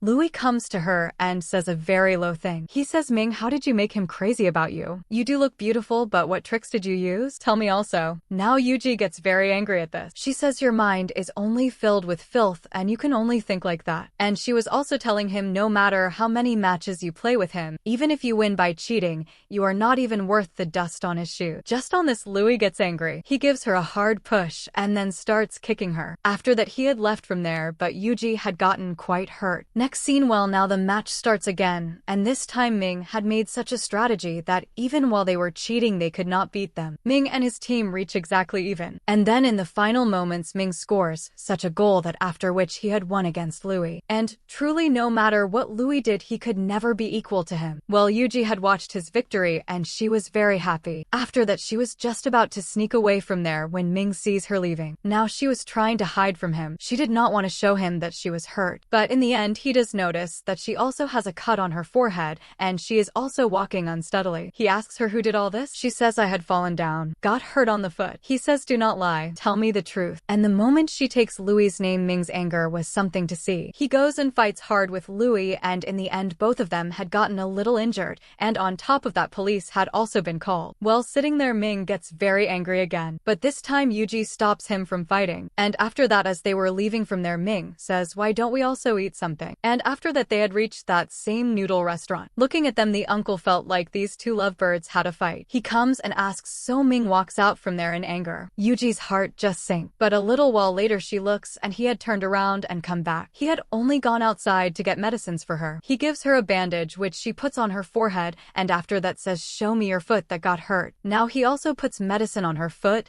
and says to her, please do not lie to me. On this, Yuji says to him, I also have no interest in lying to you, but there are some secrets which I cannot tell you. I am so sorry. Now Ming says to her, okay, but still, if something like this comes again in life that Louis troubles you, then keep no secrets from me. Tell me immediately. I will go and break his face. And after that, he was not leaving her there, but he carries her piggyback and takes her with him. Now he had reached up to her apartment. She says, leave me here. But he climbs the stairs, carrying her all the way up to the upper floors. Right in front of her house, Yuji opens the door and was going inside. Just then he senses that there is no one else at home. She had lied again. He says, you had said grandmother has come home. She says I had lied. Well, Ming gets very hurt. He thinks, why does she keep lying to me again and again? And after that, he leaves. Yuji was also feeling very sad. But what could the poor girl do? Her life life was also full of helplessness. Next scene, now Ming comes home. He had joined that same painting back together again. He was looking at it and thinking, I don't know why you lied to me. There must be some reason. I have already come to know whose daughter you are, but still I will keep it a secret because you want to keep it. Next day, now the next day, as soon as Yuji wakes up, she sees that a pipe has leaked in her house. Now Ming had also reached outside her house because when he was sick, Yuji had gifted him a flower pot. He was happy about it now. He wanted to get it fixed. But as soon as he comes, he finds out that Jiang has also come to her house. The pipe is broken and he is fixing it. But of course, between Jiang and Ming, things had never really been fine. He looks down on Jiang and says, you should have called a professional. Just then they were going to the kitchen to check. Jiang says it is completely fixed. And as soon as they start to check, the leakage starts again immediately, and a romantic scene had formed here. Ming saves Yuji from getting wet, and they both get lost in each other's eyes. First, Jiang was watching this scene, but then he thinks it is better to just turn off the water rather than watch a romantic scene. Well, this time Ming comes into action, and now when he tried to fix the pipe, the problem gets completely solved, and now he was showing off that he can do better work than Jiang too. Yuji thanks them both and says, complimentary lunch on my side as a thank you. But they say your house is full of water everywhere. Where will we have lunch here? So Jiang takes them to his house. Here, first of all, Ming had changed his clothes. Jiang had given him one of his new outfits. Ming asks Jiang, I am getting a strange feeling. Do you have any feelings for Yuji? They were just talking about this when Yuji comes from upstairs and says, you two have not started fighting, have you? But she says, no, not at all. She says that is good. She closes the door and goes to cook something, saying make good friends with each other. Now Yuji had prepared something nice to eat from whatever was in the fridge. The three of them were sitting together eating when Zhang's mummy comes back earlier than expected today. And as soon as her eyes fall on Ming, she says, what is he doing here? No member of the Lu family can step foot in my house. Remove him from here. And right with this, both Ming and Yuji walk out from there. Ming says, Yuji, don't you want to ask something? She says, no, I know the van that came to pick me up once had come for Jiang one day too, and he had told me that he had gone to eat with his dad. So of course I had understood that you two are stepbrother. And then Ming says, yes, that is how it is, and his mummy hates me and my mummy very much, because 6 months before I came into this world, he had already arrived. That is why she feels their right comes first. But I am the only legitimate one, right? Well, now they had come to Yuji's house. She wanted to pick up some things from there and go to grandmother at the hospital when right here Ming's eyes fall on some documents, and he finds out that these days Yuji needs money and she has applied for a loan. He does not show this thing in front of Yuji. Instead, he randomly asks her, is your expenses and everything going okay?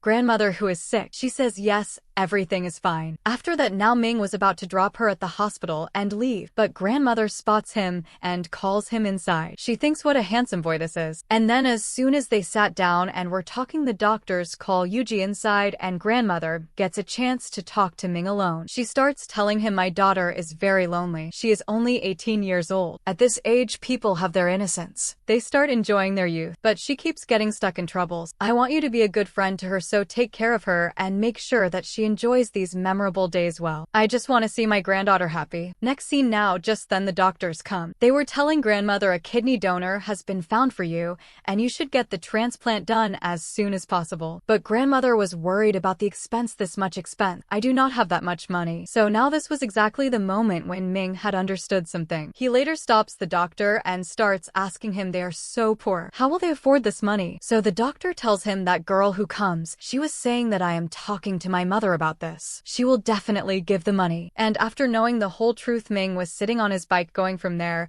and was thinking, Guyan, how low will you go? You were making all of this happen. You were taking advantage of this poor girl's helplessness, and she was hurting me while trying to get her grandmother treated. Now when Ming had found out the whole truth about why Yuji needed money, he went straight to his stepmom and said to her, I know everything. You are Yuji's biological mother. Now she desperately wanted him to leave. He said, I am ready to go abroad, but in return, will you give Yuji the money she wants to ask from you? And just hearing this, Guyan became very happy. After that, she immediately went to the hospital to meet Grandma. Grandma was never too happy to see her, but what could she do? There was a relationship once, so she had to welcome her. Now she started acting in front of Grandma. She said, I wish I could have helped you all financially so that Yuji would not have to do all this. Grandma got surprised. What has happened? What has Yuji done? And then she continued, Yuji, the boy she is dating these days, Ming from the Liu family. You probably don't know, he is very rich. Have you ever seen that boy? Grandma said, yes, I have seen him, and I like that boy very much. But then after a lot of drama, stepmom was making her believe that Yuji kept this relationship with Ming only because he is a rich boy and she could get some money from him. Hearing this, Grandma became very worried because she felt that she was becoming a burden on Yuji. Meanwhile, on the other side, they show us that after completing his overseas trip, Dad came back. He was looking very sad and disappointed because he had found out that the professor liked Ming's arts and made him his student. But Ming surprised him. He said, I am ready to accept your condition. I will go abroad and study finance. Now Guyan was very happy. She just wanted Ming to leave quickly so that his wedding ceremony could be arranged. But Ming did not seem to trust her at all. He asked Guyan, so when will you transfer the money? And she was also very clever. She said, as soon as you sit on the plane, I will put the money in her account. On the other hand, Yuji had decided to take a loan. She signed the documents too, but they had not been handed over yet when Mom's call came. She said to her, wow, you turned out to be something big. You are skilled after all. You trapped the boy somehow. Now he is ready to go abroad, and I will also get your money ready. Hearing this, Yuji became very upset. She was calling Ming again and again, but he was not picking up her phone. She searched for him everywhere he could possibly be, but he was not found anywhere. After that,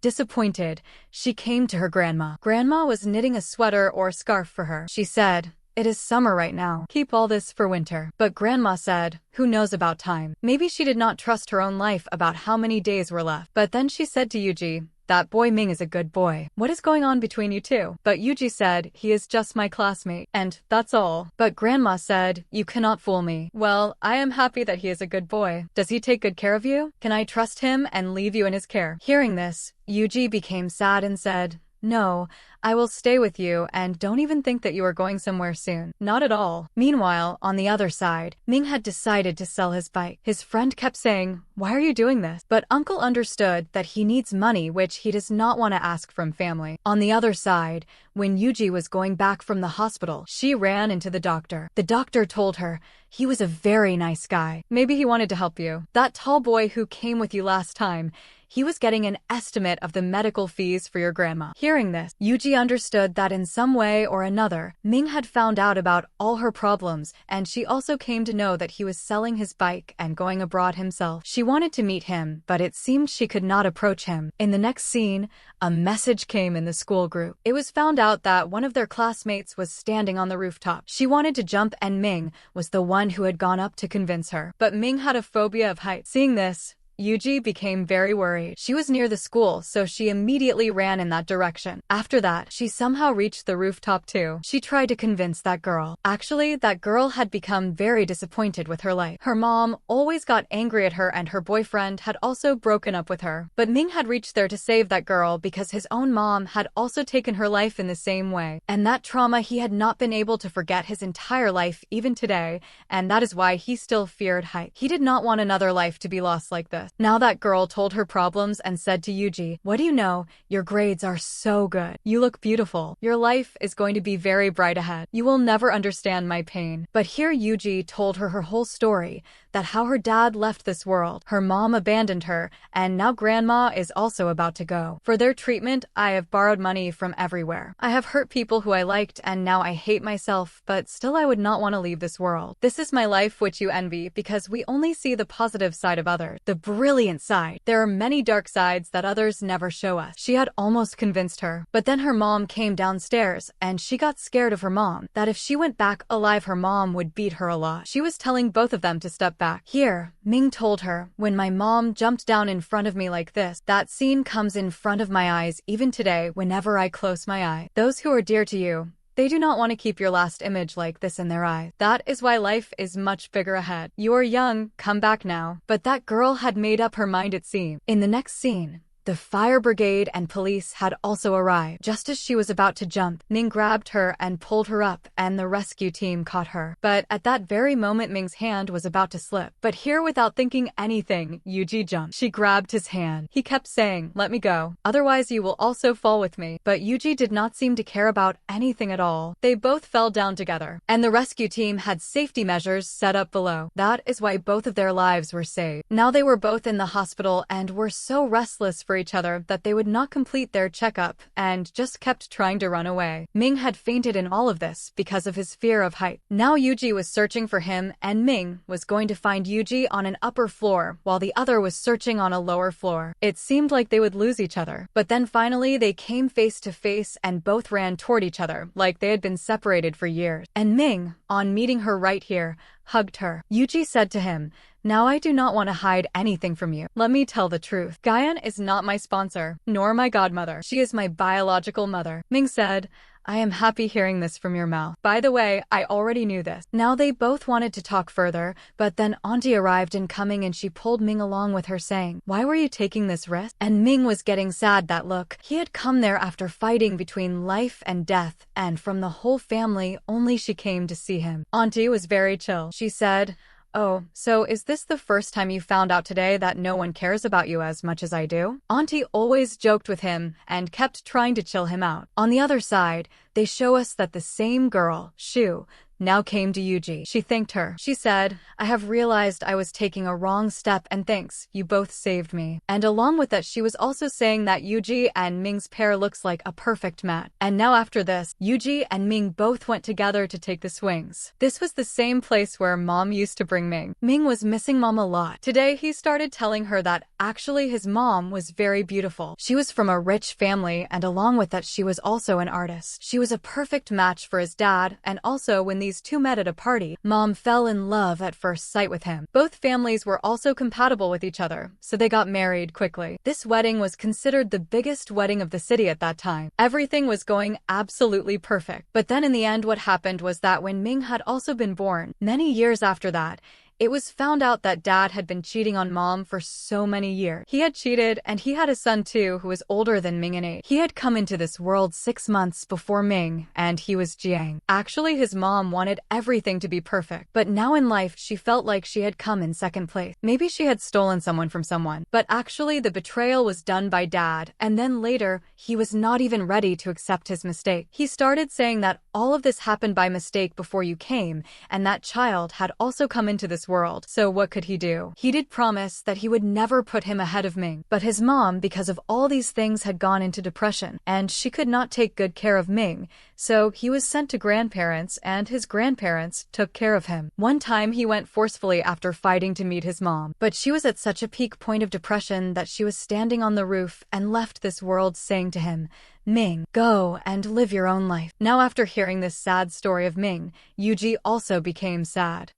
When Yuji sees Ming feeling sad, she tries really hard to cheer him up. First, she pulls some little pranks on him, and after that when she still sees him sad, she says, "Are you hungry? Do you want to eat food made by my hands?" And he immediately says yes. After that they both head towards home, and while walking, Yuji reaches her hand forward and Ming very lovingly comes and holds her hand. These two looked really good together here. After that they both go to Ming's mom's house, and here they also check on their fish, and along with that Yuji was cooking food for him. It seems like Ming didn't know how to make anything other than noodle. He was just watching and trying to do some cutting but kept failing. And then Yuji quickly got 2-3 simple dishes ready as well. And as soon as Ming tastes it, he really likes it. Along with that, she says, "I also made soup with this. In our house, the table only gets this many dishes when it is New Year. You are very lucky. I made all of this for you." Meanwhile, while cooking, Yuji also taught Ming many simple recipes. She asks him, "Do you remember well everything I taught you today?" He says, "Of course I remember." Actually, Yuji was worried because Ming was going abroad and maybe he wouldn't get this kind of food there again. She says, "It can be found at a restaurant, but this is made in the style of simple home dishes, and this taste you will never get at a restaurant. That is why I want you to learn yourself, and whenever you miss me, just make it yourself." Now, since Yuji had cooked the food,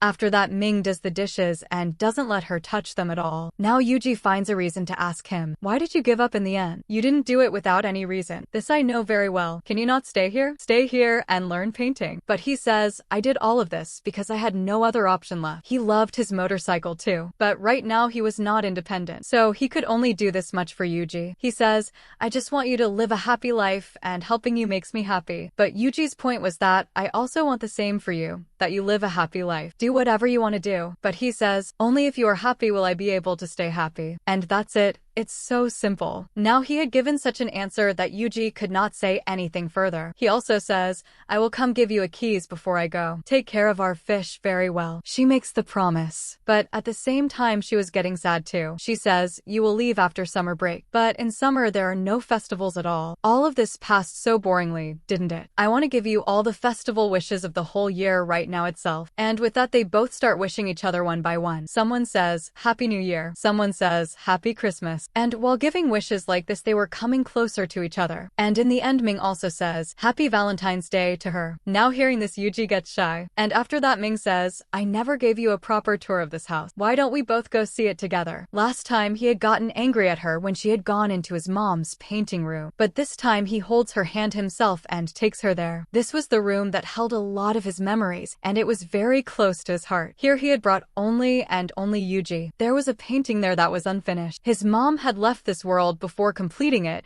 and maybe it was Ming's dream that he could complete this painting. Now standing here he holds Yuji's hand once and says to her, Will you date me? She got completely nervous. She could not figure out what answer to give. All of this was so sudden. When she stays quiet, Ming himself realizes it. He says, I don't need an answer right away. Think and then decide. You have plenty of time. In the next scene, after that Yuji goes to the hospital to visit her grandmother. She had gone just to meet her, but her grandmother was standing there with all her bags packed. And the doctor also says whenever she needs dialysis, she should come back to the hospital because these days she has been staying very depressed. It's okay. Let her go home. Just come to the hospital on time. Now when the doctor also says this, Yuji feels relieved. Otherwise, she would never leave her grandmother like this. Grandmother makes a lot of excuses. She says, I have to go home and play mahjong. And then she sends Yuji away with her bag. And then alone, she says to the doctor, I don't want to be a burden on my granddaughter anymore. That is why I have decided not to get the surgery. The doctor says she does not want that at all. She had with great difficulty got this appointment scheduled for you. But grandmother says,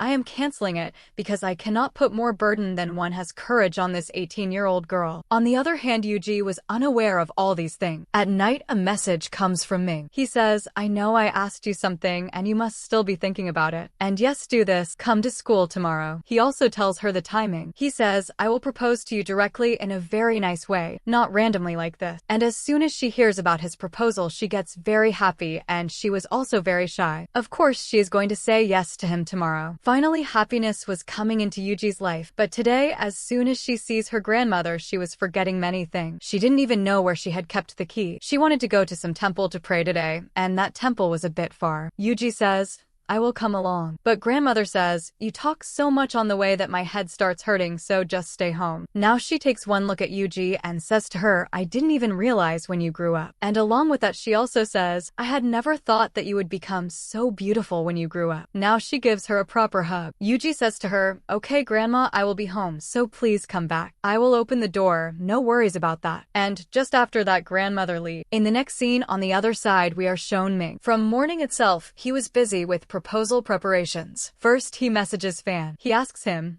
give me Ning's number. No, you are so handsome. Are you interested in Ning? I truly love her. I cannot give you her number. He says, get lost. Don't talk nonsense. And then he had bought a gift for Ning to bribe her, and in exchange, he gets many very nice photos of himself and Yuji from her. For the proposal preparations, he will also hang all the photos, and along with that he says to Ning, what you gave me today was very precious. Meanwhile, we are shown Yuji. She had seen a very beautiful photo. She liked it so much that she immediately got it packed for Ming. She thinks that tonight when I go I will give it to him as a gift, but she had no idea what fate had in store. Just then she gets a call and finds out that grandmother's health has gotten worse. On the other hand, we are shown Ming. He was standing at that very spot where they both used to study together, and where their first meeting had also taken place. He was just remembering these days and thinking that from here I will propose to Yuji and will take very good care of her. But he was sitting there waiting, while Yuji had reached the hospital, but her feet were not cooperating with her. These were the same hospital rooms where she had found her dad's dead body. At that time, grandmother was with her. She was supporting her, but today there was no one else. And her hands were also shaking while opening the room where grandmother's dead body was lying right now. She looks at her and then just starts crying. She was her only family and she too had left this world. On the other side, Ming sits and waits for a long time and Yuji's number was not connecting either. Now he gets disappointed. Next day, he was sitting outside her door. As soon as she comes back, he says, do you want to make up with me? But she gives no answer and goes inside. Her face was so sad that Ming also gets worried. He says, "Why was the door open? Where's grandmother?" And she just gives no answer. She just looks at that scarf which grandmother had knitted for her in summer itself and stored away. And along with that, from grandmother's handbag, some amulets were found. And there was a wish she had written that she had prayed for at the temple. It was written there. She had asked for nothing for herself. She had only asked for a happy life for Yuji. Seeing this, she cries a lot, and Ming now understands that grandmother is no longer in this world. He says, "Don't worry, I am here. I will be by your side." And just after that, she sadly and quietly gets busy with the preparations for grandmother's funeral. She buys a few things that grandmother liked, and Ming felt that all of this was very simple. He says, "Grandmother liked more people around. She liked being surrounded by people. So please don't do her funeral with just 2 people. Invite some of her neighbors, some people she knew." But Yuji says sadly that we don't have that much time. Ming decides to help her. He goes straight to Zhang's place. His mom was also standing inside watching. As soon as she saw Ming, she had gotten angry. But as soon as he says, "Grandmother is no longer in this world, and please help me with the preparations for her funeral." Hearing this, Zhang's mom forgets all her anger and says, "This is an important matter. Jiang, did you not hear?" And she comes running to help Ming. When grandma's funeral preparations were going on, Lu also comes there. Actually, he had come with his boss. But while leaving from here, he was also leaving after teasing Yuji. His boss's name was Mr. Feng. But in Mr. Feng's past, grandma and Yuji's dad had very good relations. That's why he had come to see them one last time. While leaving from there, he starts telling Yuji that, "I know you must be in a lot of difficulty, so it's okay. Don't pay 3 months interest." But she says it's fine. "I had saved money for grandma. Now I'll give it to you instead." And along with this, she also tells him the old accounts, how, in the past days, she had given 9,000. But when the boss calculates, he realizes that Lu has done something wrong with the money. Now Mr. Feng doesn't let Lu feel anything at all, and on his own, he gets an investigation done about him. Meanwhile, Lu was standing right there. He wanted to bully Yuji a little. But before that, someone else reaches there, and that was Ming. But he hadn't come alone. Many people had come along with him. And grandma's funeral turns out to be just the way Yuji had dreamed it would be. Her neighbors had come there, her grandma's colleague, the noodle shop uncle, and many other people too, and everyone was saying good things about grandma. She feels that maybe if grandma had a dream, this is exactly the kind of funeral it would have been. And along with this, Gue had brought a video there, which grandma herself had actually recorded. In it, she says that even though I am sick, if I suddenly leave this world, then my message for everyone is don't cry at my funeral. And yes, she especially tells Shop Uncle Kang that you look very bad while crying. And after that, she had told her thoughts about everyone. She had said, "I have lived a good life. Of course I wasn't rich, but my life has been peaceful. Especially, I was very blessed because I got a granddaughter like Yuji." And along with this, she was also saying that even though you don't show it, I know that because of me, you have to suffer a lot. And she had just one wish, and that was that my granddaughter should live a successful and peaceful life and always keep smiling. So now grandma's funeral had gone very well. And after that, Ming wanted to stay with Yuji, but in the meantime, he gets an emergency call. He has to go. Actually, his stepmom was choosing a wedding dress for herself. She calls Ming there and makes sure that he attends the wedding. But along with this, she also says that as soon as you board the plane, I will send money to Yuji so that grandma's treatment can start as soon as possible. But Ming gets very angry. He says, "The one you wanted to get treated has already left this world." Hearing this, Guyan acts as if she is very sad. But Ming felt like this was all just acting. She says a lot, "Please listen to me, I really am sad." But he leaves her alone and walks away. On the other hand, we are shown that Jiang was very worried about Yuji. But her mother, though she was still strong, tells her, it's fine, she will handle herself. Meanwhile, Yuji had managed to hold herself together for the time being, but living alone at home had become very hard for her. Everywhere, everything reminded her of grandma. If she was doing some work, she would forget about it halfway. And in the same way, one time it happened that she had put water to boil. And after that, somehow, because of weakness, her eyes closed, and then as soon as the boiling water spilled down onto the stove, her eyes had shut completely, and the gas started leaking. Yuji kept sleeping for a long time, and in that very state, she had fainted. In the meantime, Ming arrives. The smell of gas was coming from outside her house. He understands what's happening when he keeps calling out to her again and again, and there is no response. He runs up to the roof, and after that, he was about to jump down onto her terrace. He was scared of the height, but he still does it. And then, as soon as he breaks the window and enters her house, he finds out that the leakage had spread very badly. Yuji was unconscious. He picks her up and immediately takes her to the hospital. Now, as soon as her eyes open, she calls out to Ming and says, "Trust me, I was not trying to end my life." Ming was already very scared because of people leaving his life before. He believes what she says and tells her, "I trust you completely." Well, now Ming and his friends together try a lot to make Yuji happy. They spend time with her. They tell her joke, but she wasn't paying attention to anyone's words. She wasn't eating or drinking anything. She just stayed lost in her thoughts and then would fall asleep. She had become very weak. If someone opened the curtains of her room, she would get angry, and today, Ming couldn't bear it anymore. He comes and tells her, "Let's go outside, get a little sunshine." But she refuses him and says, "Just let me sleep." He says, "You'll become even weaker like this." And just at this, she gets up and shouts so much, and both of them get very angry at each other. And then, in the end, Yuji starts crying. Why does fate do this injustice to me? First dad left, mom left me and went away, and now grandma has gone forever. Now, in this situation, Ming hugs her and says, "Don't worry, I am with you, and I won't let you feel lonely." Now she had been discharged from the hospital. Today, Ming takes her straight to his own house, to his mother's house. He prepares a bed for her and tells her, "You haven't been able to rest properly for many days. Eat your food well, sleep with an open heart, and then start a new beginning from tomorrow." He gives her his own bedroom, and he himself goes and lies down on the sofa outside. Yuji really likes his kindness. She thanks him. And then, the next morning,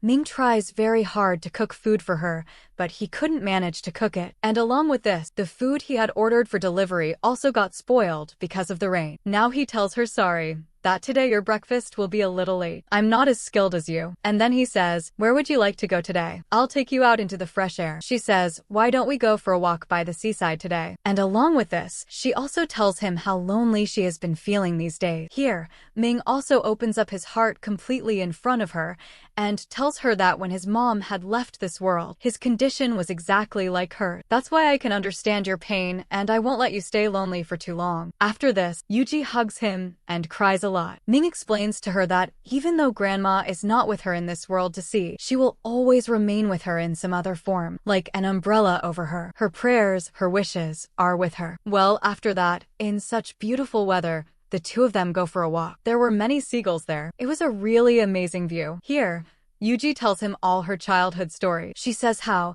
as a child, she used to believe in wishes, and her dad used to say that whatever wish you write and keep under your pillow will definitely come true. Much later, she found out that all this was just her dad tricking her. He asks her, "What was your last wish that didn't come true?" She says that when she was 9 years old, once she got sick because of getting wet in the rain. At that time, a wish had come deeply into her heart that if only I had a bicycle, I would have reached home quickly and wouldn't have fallen sick. Well, after this, she tells Ming, "I have managed to settle myself quite a lot now, and yes, don't worry too much about me. I will now shift to my own house, and I will also take good care of myself. I promise you." Well, today she had stayed at his house for the night. The next day, she would go back. But at night, Ming secretly gets up and in the middle of the night, runs off to a gaming shop. The shop was open. He had come here to fulfill one of Yuji's dreams. Yuji had always had an obsession with a good bicycle, and right there, this very bicycle was kept as a prize. Whoever scored the highest and broke the record on the tickets would get this same bicycle. So now, the next morning, as soon as Yuji wakes up, she sees that Ming's eyes won't even open this early in the morning. He's sleeping, so she leaves a message next to him saying, "I'm going to work." And then, as soon as she reaches her usual gaming shop, the whole layout there had changed. Tickets were scattered everywhere, and it was that kind of game where you had to collect tickets, and he had stayed awake all night, playing again and again, working very hard to make the highest record. And as soon as Yuji finds out that yesterday, by winning the bicycle prize, Ming took the bicycle away from there, she understands that he is doing all of this just for me. She runs toward her house, and outside her flat, a shiny new bicycle was standing. There was also a sticky note on it, and it was written, "A small present for you, for your new life." And just seeing this message, she becomes very emotional. She feels like the world hasn't ended. Even after grandma's passing, there is someone who loves her so much. She can't hold herself back and calls Ming. She tells him, You stayed up all night playing the game. You could have just given me this bicycle as a gift yourself. You kept it outside my house. You've given me a huge surprise. He tells her, I just want you to be happy in life, and I want to be able to fulfill all your wishes. But after that, Yuji says, by the way, you've brought this bicycle all the way up to the 4th floor. Now who is going to carry it back down? You'll have to carry it yourself. Ming immediately says yes and says, bicycle? What bicycle? I'll even carry you down myself. And just hearing this, she becomes really happy. After so many days, a real smile comes onto her face. Boss Feng finds out that Louis has been committing fraud in his name. He goes to Boss Feng's people and collects money, but keeps some of it for himself in the middle. So as soon as this is found out, Boss Feng starts punishing him in his own style. But Louis's only worry was, who revealed my secret? Meanwhile, we are shown that Ming was worried about Yuji, that now she is living alone in her home again. She might get into some trouble. She was never used to living alone. So what he does is, he was talking to her on the phone. He says, until you fall asleep, I will not cut this call. Here, in the middle of talking, Yuji says that I feel like watching snowfall. Actually, it had never snowed in their city and Yuji had never gotten a chance to go anywhere outside. After sharing just this one wish, she falls asleep. And after that, as soon as Ming realizes she has fallen asleep, his heart just did not want to disconnect the call. So eventually, he falls asleep too. Does not cut the call at all. When he wakes up in the morning, both of them were still connected on the call. In the next scene, Ming feels like doing something to give Yuji a surprise. He immediately goes to the noodle shop. He orders her favorite noodles there. But just then Yuji's eyes open. She had heard a noise like someone was in her kitchen. But she looks and sees that Ming was connected on the call. She starts thinking, who is it that can come into my home when Ming is on the call with me? And with this we find out that it was Louis who had already entered her home with his goons. And then on the call itself, Ming had heard her scream and he starts running toward her home. On the other hand, we are shown that Louis was very angry. He says, you talked against me to Boss Feng. He punished me and now I have come to punish you. He orders his goons to break every valuable thing in her house. And along with this they were also about to break her beloved bicycle, when Yuji steps forward. She steps forward and those people start hitting her too. But just then Ming arrives upstairs and as soon as he comes he fights them, gets into a fight with them. And in the middle of all this Yuji gets a chance. She calls the police. Just a little while later the police had arrived there. And along with this, Yuji had also recorded some footage which clearly showed that these were the people who attacked. A little while later, Jiang also arrives there.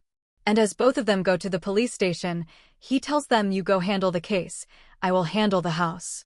Now he will clean up the house for Yuji. After that, at the police station, after handling her case, Yuji comes outside.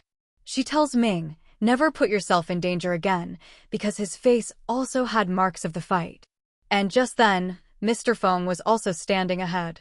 He had also found out about this fight. Louis was his own man. Now he calls Yuji to meet him, and of course Ming also comes along. Actually, Yuji's flat was on mortgage, and these people used to come to collect the installments. Here Mr. Feng tells her, with interest, your amount comes to 170,000. But the money she had collected from here and there for grandma was only 12,000. She says, please receive this.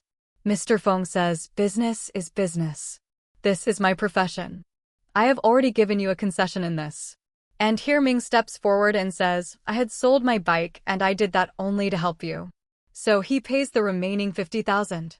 And as soon as Uncle receives this, he immediately brings the papers of her home and hands them to her and says, now the debt relationship between you and me is over.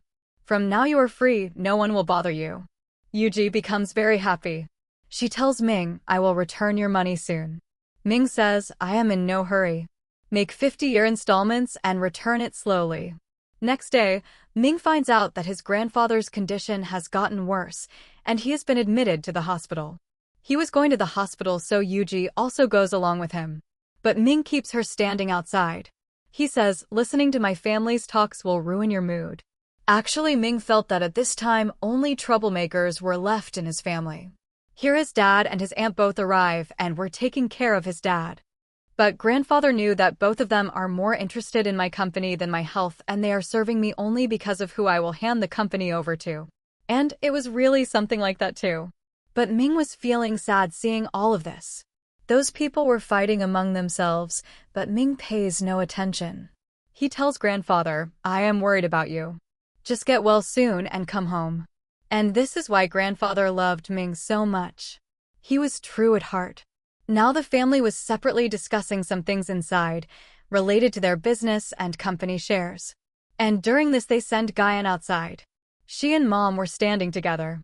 Mom wanted to talk to Yuji about some things, but she refuses her and says, you have no right to talk about anything related to my future because I hate you. But Guyan says in reply, what did you want from me, that I keep sacrificing my whole life and sit in that broken down house? I have secured my future and I am not selfish. But Yuji gives her a very sharp reply too and says, fine, you selected a luxurious life for yourself, but could not get respect. Look, they have thrown you out while discussing important company matters. But Guyan was also very sharp. She says, at least I am not poor. And then she starts saying this Liu family is not that good either. Your own future is bright. Leave Ming and think about your own life. Ming should be the last man on earth you ever think about. And then from inside, Daddy and Auntie Qilon come out, and they were coming out fighting about shares between themselves. For the time being, Ming's dad had got success. But Auntie was saying, I am not out of the game. But Dad felt, I am in the game. My son's shares will also come to my side. Actually, Ming also had 10% shares of the company. But Auntie starts saying your son will vote for you in shares? I don't think that will happen. Really, Ming's family was very toxic and terrible. And after seeing all of this, Yuji feels bad for him. She had come to the hospital to keep him company. They both sit together and have lunch. And here in the middle of talking, Yuji finds out that the next day, her mom Guyan's wedding ceremony with Ming's dad has been arranged. She asks him, are you not angry? I had heard you were strongly against this. But Ming says, yes, earlier I used to be against it, but now I don't care because I don't think much about them anymore because a much better person has come into my life to think about. And of course that was Yuji. After that, the two of them talk for quite a long time, and after that Yuji reaches back home. Jiang was waiting for her on the rooftop and starts telling her, many things in your house are broken. Tomorrow we will go shopping together. Yuji tells him, thanks, I will manage myself. Jiang tells her, whenever you feel alone, come have food at our place. But she says, the way your mom threw Ming out of the house that day, he was my guest. So I did not feel good about it. It was clearly visible that Yuji wanted to keep distance from those people because of Jiang's mom's behavior. But Jiang tells her, keeping all that aside, our friendship is still intact and whenever you need me, I will be ready to help you. Next morning, Yuji had arrived at the hospital with breakfast for Ming. Both of them sit together in the cafeteria. They eat some snacks and enjoy. Ming was telling that today grandfather will get discharged. But still he will not go to Dad's wedding at all because maybe grandfather also did not like Guyan at all. Now Yuji had come here, so she says, before leaving from here, I will go meet Dr. Chen because he helped a lot in grandma's treatment. Then she goes to the ward where Dr. Chen worked. She finds out that he had left for the cafeteria just a little while ago. So she goes, but here when those people were talking, she overhears their conversation. Some doctors were discussing among themselves. They were saying Guyan's wedding is today, and that too in the Liu family. She used to be the wife of Director Zhu too. And do you know what happened so many years ago? When Director Zhu passed away, it happened because his wife refused to get him more treatment. If he had gotten a little more treatment, maybe his life could have been saved. Now this pulls the ground from under Yuji's feet. She finds out that her mom had fallen this low. If she had not given up at that time, maybe her dad would have been alive, or at least he could have lived a few more years. She comes to Dr. Chen and says, is this true what you are saying? Did my dad have chances of surviving? Dr. Chen says things in a roundabout way. Well, his cancer had spread quite a lot, but still in this surgery there were chances that he could have lived a few more years. Hearing this, Yuji feels like her mom was even worse than she already thought. She remembers all those times when she used to miss her dad. Her mom would shout at her. And in the end, she had taken the insurance money saying, I spent so many years with him in poverty. After her dad's business went bankrupt, Mom was only after the insurance money. That is why she wanted, instead of spending money on treatment, it would be better if he just dies. Now Yuji runs. She was feeling like Grandma also must have given up on her treatment because of Guyan's words, because she was a long-time sinner. First she made my dad give up, and then Grandma too. On the other hand, when grandfather was getting discharged from the hospital, he had told Ming one thing: if your heart says so, go to the wedding. If your heart does not say so, tell them grandfather had stopped you. On the other hand, we are shown that today Guyan was living the day she had been dreaming of for so many years. Her wedding ceremony was happening. Many VIP guests had come. But just then Yuji also arrives there. The guards stop her. But still she enters inside. She comes straight to her mom and asks, "Did you also tell Grandma to give up treatment? You must have brainwashed her too, just like you did with Dad. You have killed Dad in a way too, and then Grandma also." But here Guyan tries very hard to tell her, today is an important day. These talks can happen later. But here Yuji had screamed once or twice, and people were turning to look at her. Here Guyan's blood runs cold again. She loudly says in front of everyone, "You did not even give the college entrance exam. You are not serious about studies. That is why your sponsorship has been ended. And now instead of being grateful that I raised you for so many years, you are coming to my wedding and creating a scene. You deserve to have your scholarship stopped." And saying this she tells the guard, "Throw her out." But before the guard could throw her out, Ming arrives there and says, "If anyone has the courage, try and touch her." Everyone knew he was grandfather's favorite. No guard comes near Yuji now. And passing by, Ming tells his dad, "You deserve this. This lady is a perfect couple with you because you also cheated on your wife. You had pushed her into such deep depression that she ended herself, and this one has also come here taking many lives." And just as he is leaving, he also wishes Guyan, "Look, the life my mother lived, you will also live the same life as the legal wife of the Liu family, suffering and struggling." After that he takes Yuji with him and leaves. Well, whatever those two did, they had certainly ruined the wedding ceremony of that stepmom, which she had been planning for many years. Now here Ming takes Yuji along and shows her how to paint anger. He was throwing splashes of paint on a canvas, and just like this Yuji also copies him and releases all her anger there. Meanwhile, on the day Guyan had been dreaming of, everyone had left her alone. People were also making fun of her, and her own husband leaves for a business trip. He does not even pick up her call and tells the driver, "Drop her home." Meanwhile, when Yuji was sad, Ming hugs her and tells her, "I am here with you." But she says, "When you go abroad once these summers end, then I will be left alone again." Then he says, "I have made my decision. I no longer need to go abroad. I will stay here with you. I will protect you too and be happy myself too." In the next scene, we see that as soon as Zhang's mom finds out that Ming's dad has gotten married, she is very angry and upset. She is drinking and at the same time telling her son that as soon as you get admission in university, we will leave this house and shift there. Next day, as soon as Yuji opens her eyes, she sees that Ming has brought a gift for her. It was a bouquet and she loves the flower. Ming tells her that your lawn looks a little empty. Why not plant some flowers in it? He says, "Whatever you want. You can decorate it however you like." And after that, we find out that today they had gone to meet Ning and Fan, who had finally become a couple. After that, Ming tells Yuji that you wait for me at home. I have some work. I need to go meet Grandpa.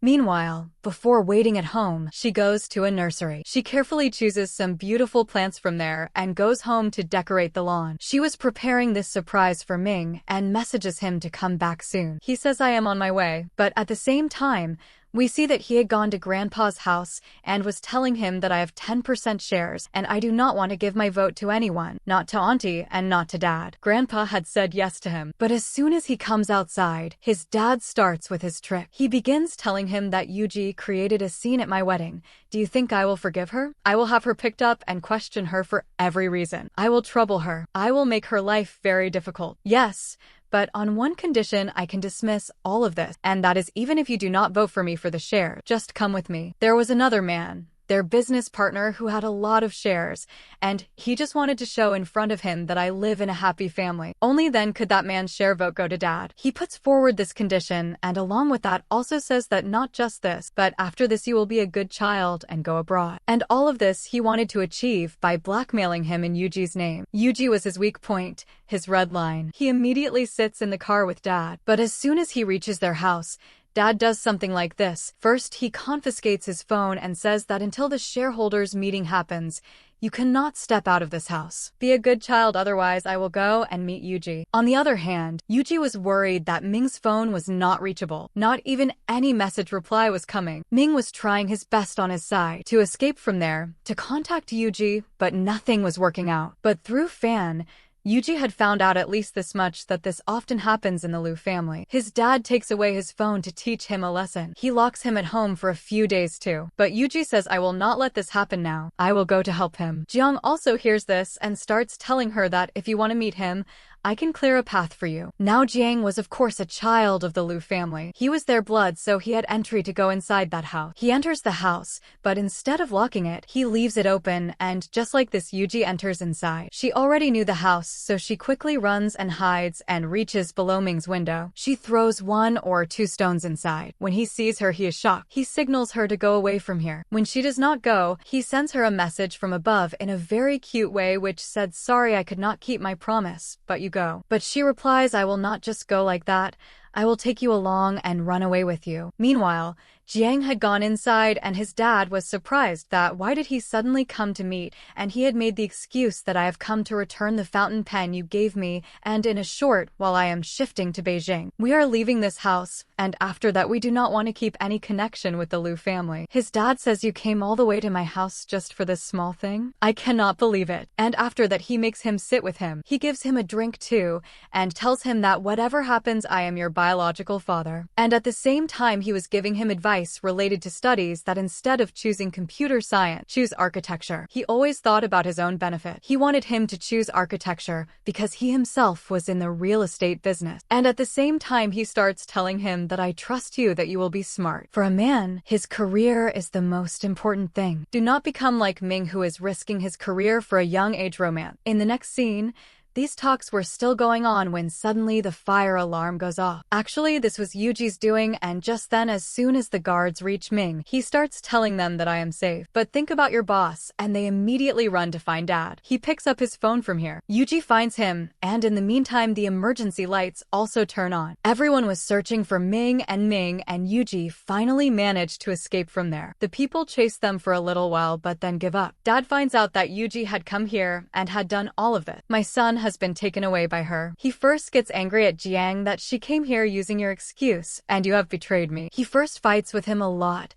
and then after that starts telling him that the mistake you have made, now correct it. Compensation will be like this, that tomorrow you will go with me to a family dinner with Mr. Jing. I was going to take Ming before. Now that he is not here, you will go. He says, am I also Ming's backup plan? But Dad's heart was not touched by these words at all. He very practically says Ming himself gave up this chance, and it has come to you. Take advantage of it. On the other hand, we see that Yuji and Ming had decided that they will go somewhere far where they can also see snowfall, and that is why they booked their train ticket. This train journey was not very comfortable, but still both of them were very happy because they were together. There they enjoy the beautiful views together and finally arrive in a city called Baking. This looked like a very traditional type of city. Sitting together here, they eat the local food. They enjoy together. They also play some games. They felt like life is very beautiful. They were feeling very free. And in this traditional city, they see a church where a simple wedding was happening. And seeing this, Yuji says that every girl dreams of such an ending,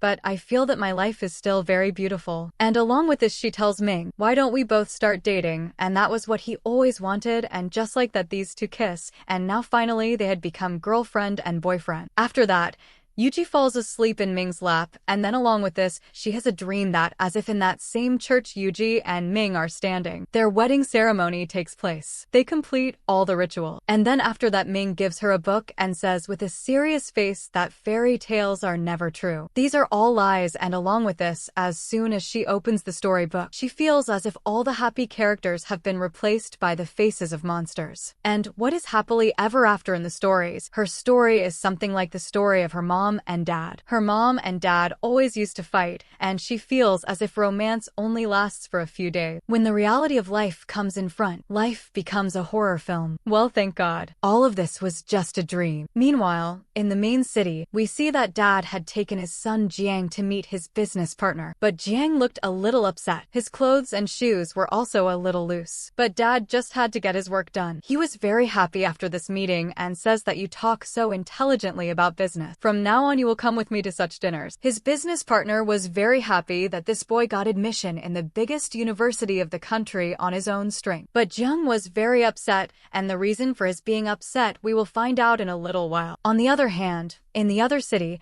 we see that they were going to stay in a hotel, and here intentionally Ming says that we need a single room, but later changes it to double. But right from here their sad story starts, because both his cards had been declined. His dad had suspended his cards. Now they did not have enough money to stay in this VIP hotel. They will have to find a cheap hotel, a place where combining both their cash, their expenses could be covered. Meanwhile, as soon as Jiang comes back home, his mom was showing the house to some lady for renting it out because she was planning to shift from here, and that lady was very happy that your son is so capable. So many models and trophies were standing there, and also the place where he got admission was everyone's dream. But Jiang was very upset. He immediately starts shouting and throws that lady out of the house, saying this house is not for rent. And after that he starts breaking and destroying everything in his room. He was so upset because the clothes and shoes he had been made to wear were quickly taken from Ming's own. His worn clothes were put on him, and dad had presented him somewhere else. He thinks that until when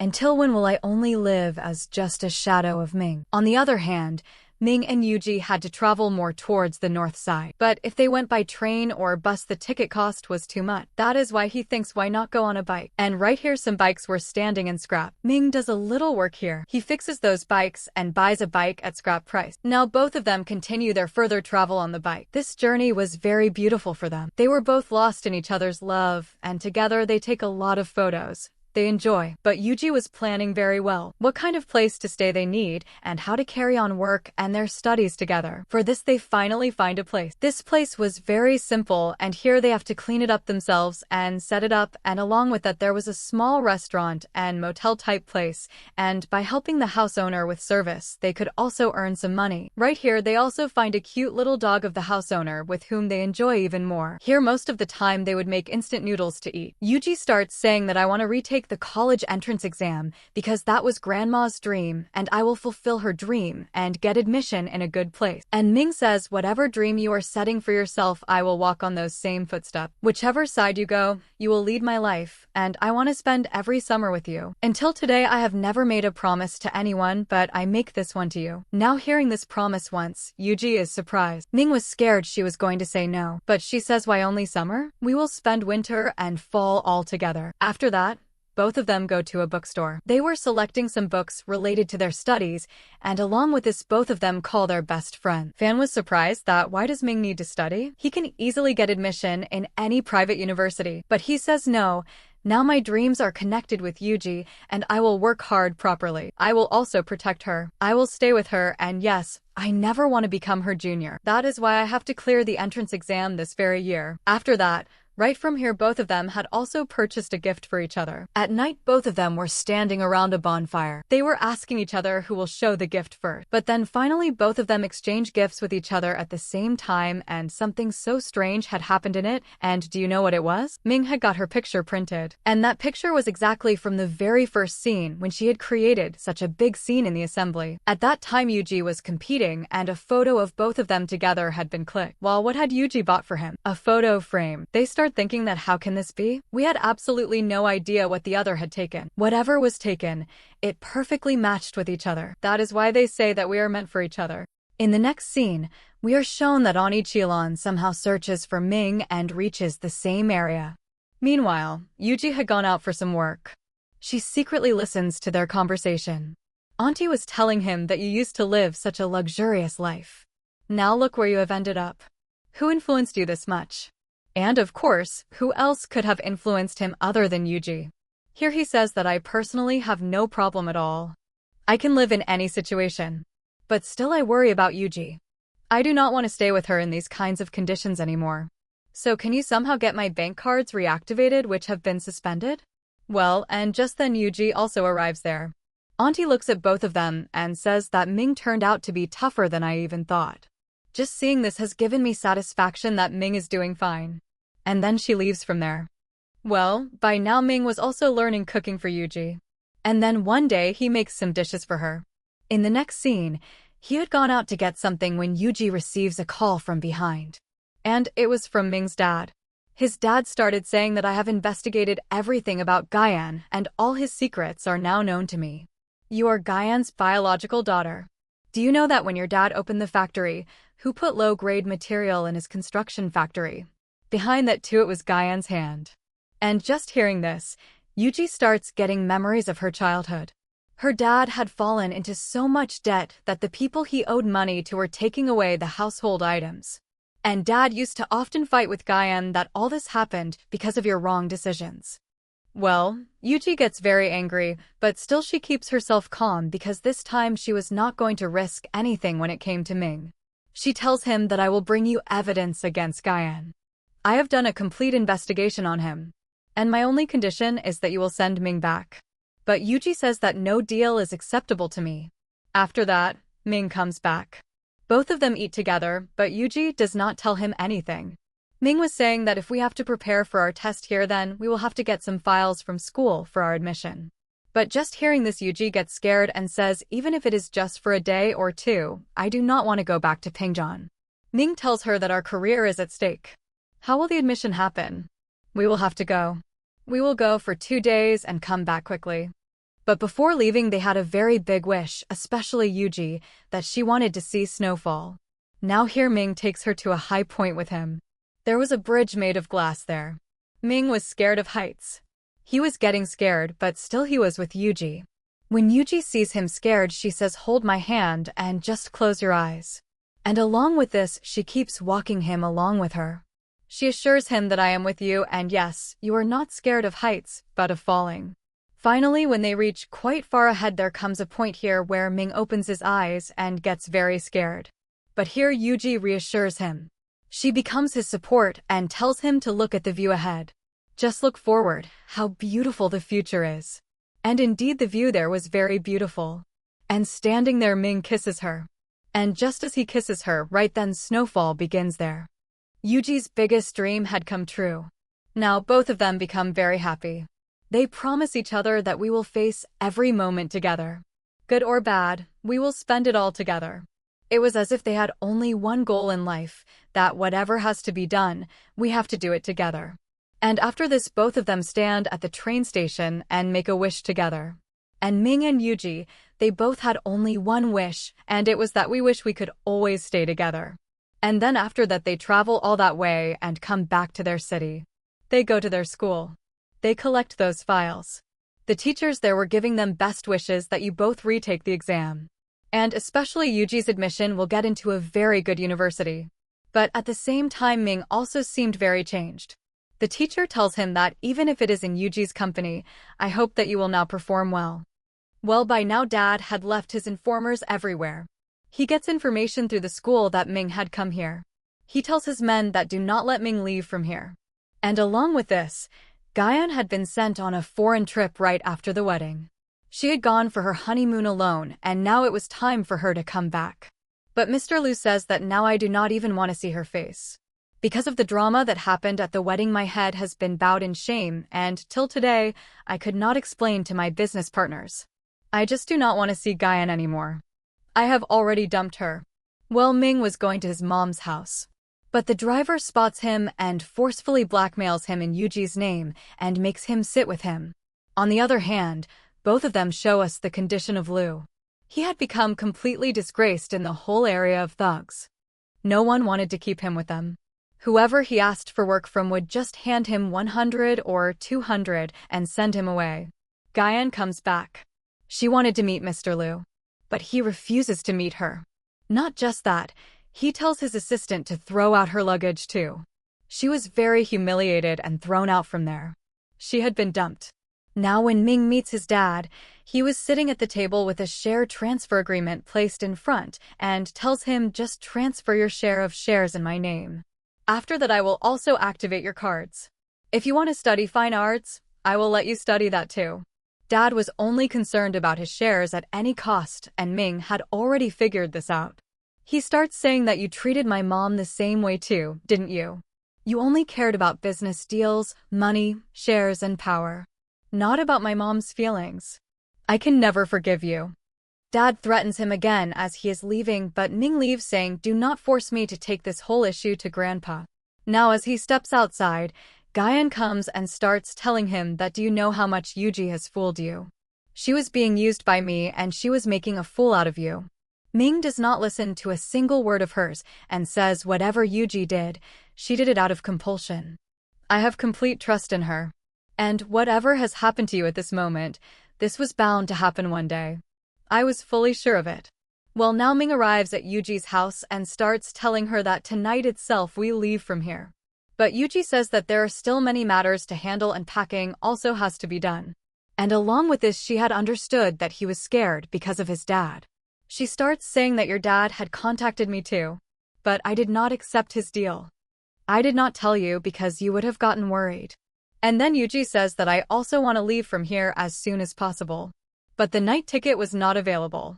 A ticket for early tomorrow morning was found and we will leave from here. Well, next day Jiang had been called again by his dad, and this time he was also getting a customized dress made for him after taking his measurements. He says that whenever you have to go to meetings or dinners, wear this suit from now on. When he was trying on his dress, Grandpa comes to meet Dad. I have heard that you took Jiang to a business dinner. Do not forget that all of this belongs only and only to Ming, and he is an illegitimate child, and he will remain that.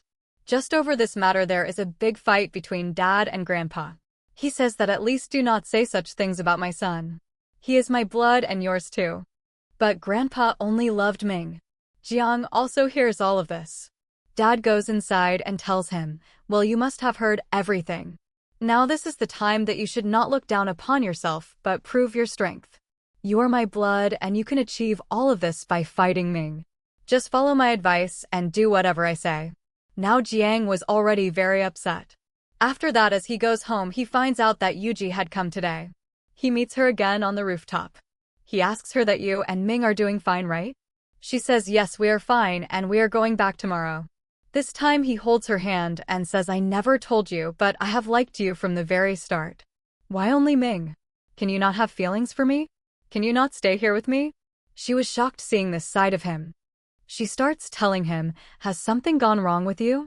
And then she makes it clear to him that I have always seen you only as a friend. Now Zhang's mood gets even worse. As he goes home, his mom had also thrown away the bags he had kept. Seeing this, he shouts even more and says, all of this is because of you. Everyone looks down on me. Why is Ming above and why am I below? Why am I an illegitimate? His mom was already very sad. She also gets angry. She slaps him once or twice and says that whatever you are my only support. Do not humiliate yourself like this. Now he got upset and left the house and was sitting somewhere drinking. Here Lu also arrives. He had become empty-handed. No one gave him any work either, and he was just drinking to let out his anger. Meanwhile, he finds out that Jiang is sitting next to him, who is Yuji's friend. He taunts him and says that girl Yuji, look, she has run away with Ming, leaving you behind. She will never come back. Jiang was also drunk. He blurts out that she has not run away. She has already come back. Just hearing this was enough for Lu, and this was exactly what he was interested in. He had been waiting for so long to take revenge on Yuji.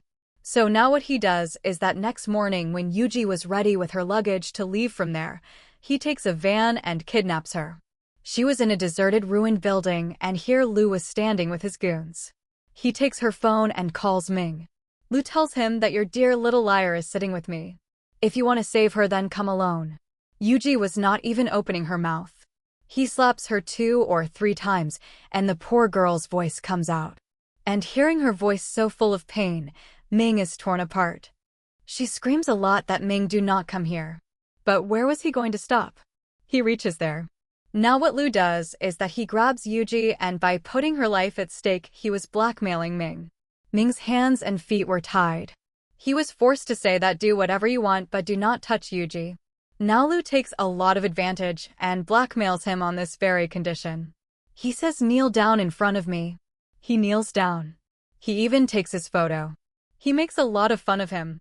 He says, seeing you bowed down and fallen, my heart is very satisfied. When he was busy doing all of this, at that same time Yuji had been trying with all her effort to free her hands, and finally she succeeds in this too.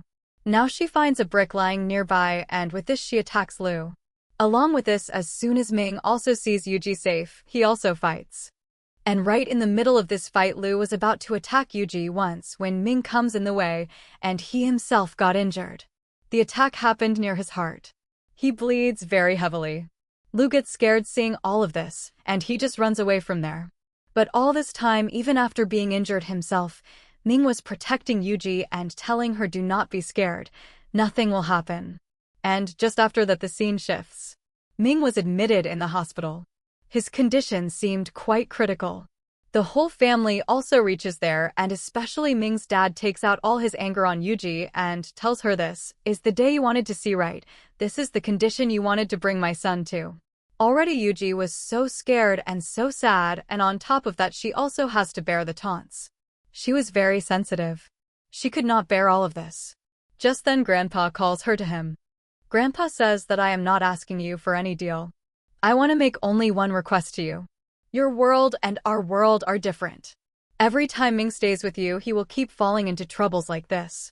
If you truly love him, then let him live a luxurious life, the way he used to live before. Do not put him in danger. Leave him and go away from here. Only by your leaving can he remain safe. You have seen how you have put his life at stake. Hearing this, Yuji becomes very sad. This time it was no deal but an old grandpa who was making a request to her. She bows down before him. She says sorry to him. She says, just let me see once that Ming has survived and is safe. Then I will leave from here.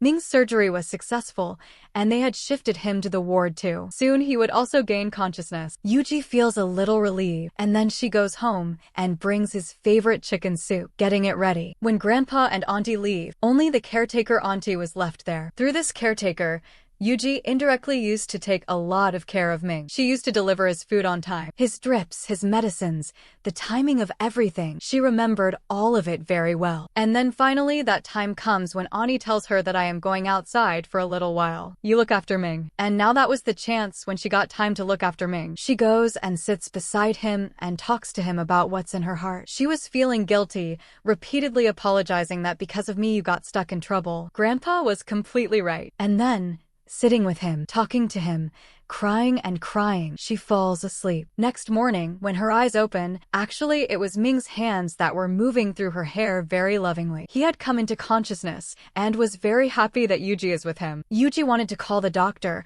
but he stops her from doing anything at all. He says, just don't go away from me. He was very hungry. The soup she had brought, prepared for him. She starts feeding it to him. And Ming's only wish was that now that I have come into consciousness, Yuji should not go far from me. And just at the same time, suddenly Grandpa and Auntie come from upstairs. As soon as she sees them, she wanted to leave from there. But Ming holds her hand right in front of Grandpa and says, I have one request. Please, for as many days as I am in the hospital, Yuji will take care of me. Now, of course, Grandpa couldn't refuse his sick grandson's request, but later, alone, he starts telling Yuji, you didn't keep your promise. You had said that you would leave. She says sorry to Grandpa again and says, what can I do, Grandpa? Until Ming is completely fine, please allow me to take care of him. I will keep my promise. Just trust me and see. Well, after that, she used to come to the hospital every day preparing food for him. Grandpa too used to send food for him from home, but Ming always used to wait for Yuji's food. At that time, she used to prepare healthy food for him, and he always used to act so fussy that he would say, I will eat only from your hand. Just like this, some days passed by. Once his dressing was being changed, and his wound had become much better. Here, when his shirt buttons needed to be closed, Auntie, seeing the two of them together, gets shy and steps outside on the excuse of taking a call. Well, Ming also found the scene awkward, but inside his heart he was feeling happy. Ming had no idea what was about to happen next, but Yuji had made up her mind about one thing, and that was that the promise she had made to Grandpa, she would keep it, and she would never again put Ming into trouble because of her. He has a smooth life. She will not make him a companion on these difficult paths along with her. And then one day the doctor checks his wound and says that this wound is healing completely fine, and he will be discharged within a day or two. Hearing this, instead of becoming happy, Yuji becomes worried. As soon as he gets discharged, of course, the two of them's paths will separate. She tells the doctor that it's not right for him to be discharged right now, and Ming was surprised. Why aren't you happy about my discharge? At that moment, she changes the topic, and today she had brought his favorite noodles, prepared for him. Now all his diet restrictions had ended. He could eat food of his own choice. Ming was taking everything quite normally. He starts telling her, "Watch, I will get discharged from here. I'll stay home for a few days, and then I'll convince Grandpa. Then we both will go right there, where we had decided to live." Yuji keeps saying yes in front of him, but in her heart she knew that these were going to be just our last few meetings now. Now one day, she completes all her preparations to leave the city. She had worn that arrow necklace, the one Ming had gifted her, but then she takes off that arrow necklace, because today was the very day that Ming was to be discharged from the hospital. He calls her and tells her, "You must come to pick me up," and she says yes. Now she does this, that she packs all her necessary belongings, and after that, before leaving, she hides and keeps that amulet inside Ming's pillow, the one Grandma had brought before she died, and on it there were best wishes for Yuji and for Ming. She wanted that he should always stay under the protection of these very wishes. Now after that, she goes to the hospital. Before getting discharged, she trims Ming's hair a little, and Ming was enjoying this whole scene a lot, but Yuji was looking very sad. She tells him, "Why don't we, before going home, walk around for a while in the open air?"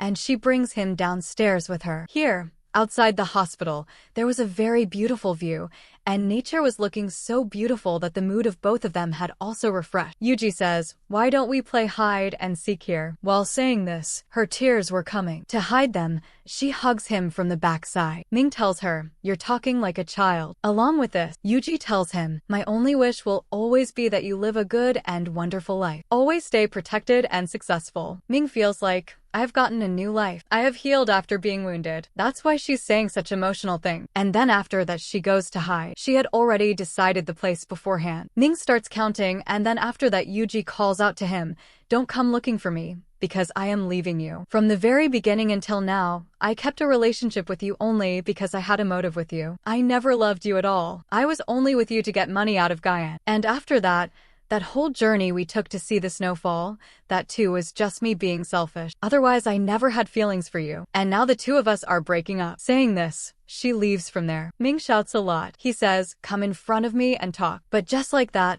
playing hide and seek, she disappears from his life forever. Ming searches for her, and tired of searching, he lies down right there, and evening falls. Now a month passes, and there's no trace of Yuji at all. Ming stays upset. He goes out. He starts drinking a bit too much. Fan tries to make him understand, but he wouldn't listen to anyone. Meanwhile, there was a girl at the bar named Lena. She had had a crush on Ming for quite a long time, but Ming was such that he never noticed anyone except his Yuji. This girl sings a song for him here today, and in front of everyone she asks him, "Should the two of us date?" At that very moment, Ming had no interest at all in her song or her proposal. He had gotten a message from Yuji, and she was sending him 20,000 on WeChat. She says, "You had given me a 50,000 loan. Right now, this is all I have. I'll return the rest soon too." Seeing this, he feels so unfamiliar inside that he immediately accepts that money, and along with it, the girl's proposal too. Well, now in this same way, summer was passing by, and autumn had also started in this part. Yuji was working very hard. After a few months, she had to retake the university entrance exam, while Ming was with that new girl Lena. But neither could he keep her happy, nor was that girl happy with him. He couldn't remember anyone except Yuji. He just couldn't stay with anyone. That's why after just a few days, he breaks up with her. And this breakup too was such that there wasn't even any real relationship that had formed between them ever. Now one night, when he was sleeping in his bed, he sees that very same amulet hidden inside his pillow, where there were good wishes for him. Seeing this, tears come into his eyes. He kept calling Yuji again and again, and she was doing late night studies. When she keeps seeing his calls again and again, rejecting them and rejecting them, finally she picks up his call. As soon as the call connects, he starts reading out the wish written on the amulet. and says, "What is all this? Tell me, Yuji, that you lied. Say once that you love me. I will forgive you." Yuji keeps crying, and then becoming completely bold, she says, "I never loved you at all. Why don't you understand this? Let me move on in life." Ming's heart was broken so badly that this time he tells her, "Never show me your face again. If you do show your face, I will make you cry so much. I will make you cry so much that you will beg me." And right along with this, we are also shown that Jong's connection with his mother had completely ended. He didn't even go home for holidays anymore. He used to refuse them. And along with this, New Year arrives too. While New Year celebrations were going on, Ming remembers Yuji a lot. They had thought they would celebrate New Year together. So in his dreams alone, Yuji comes to him, and in his dreams and imagination he was dancing with her, and Fan and Jiang also make a video of this very thing. They feel a lot of pity that our friend's heart is so broken, and just imagining Yuji, he laughs a lot. And then later he cries just as much. Well, now the new year had started and a new beginning of life too. Yuji had also received an acceptance letter from a top university. Now she would get her degree from watching university. This was her achievement, which kept her completely happy that she could fulfill grandma's dream. Now she truly wanted to move forward in life. She wanted to achieve something on her own strength. And then, along with this, 10 years pass by. It shows the year 2026 that Yuji has now become a career-oriented woman. Her company's name was Boxing Construction, and today they were going for a bid. But Yuji gets late, so her manager becomes very worried. How did she get late on a day like today? She's not even picking up calls. But she hadn't come for the bidding. Rather, she was trying very hard through the back door to win that bid. She goes to the senior of that company. She shows him such evidence that, because of it, he will reject the opposing company. And then finally, at that very moment, she enters with that senior boss just when the other company was about to win the bid, and at the very last moment the results change, and finally Boxing Constructions is declared the winner of that bid. Now that same manager who, a little while ago, was angry at her, now tells her, "How brilliant you are. I hadn't even thought of it this way." She says that these juniors here, this issue didn't matter to them at all. But the seniors, they were about to retire, and that's why I approached them. And finally, somehow or other, she had won the bid, and after that she takes a day off tomorrow and leaves from there. She says that tomorrow I have to go to the airport to pick up an important person. And then we are shown that Yuji was at the airport. She was talking to someone about what we'll have for dinner today. "After so many days I am going to see you." And Ming was also at that same airport, and he too was saying similar kinds of things. It seems as if they are talking about meeting each other. But just then we are shown that Ming moves ahead, and Yuji goes off somewhere else. Yuji had come to pick up Jiang, who had returned from abroad, while Ming, he too, after living in Europe for many years, was now coming back to China. He had now become an artist, whom people also called the Picasso of China, and along with this, Fan had become his manager, and these days a lot of foreigners were also approaching him for their projects and art galleries. He truly was an idol of the artist's world.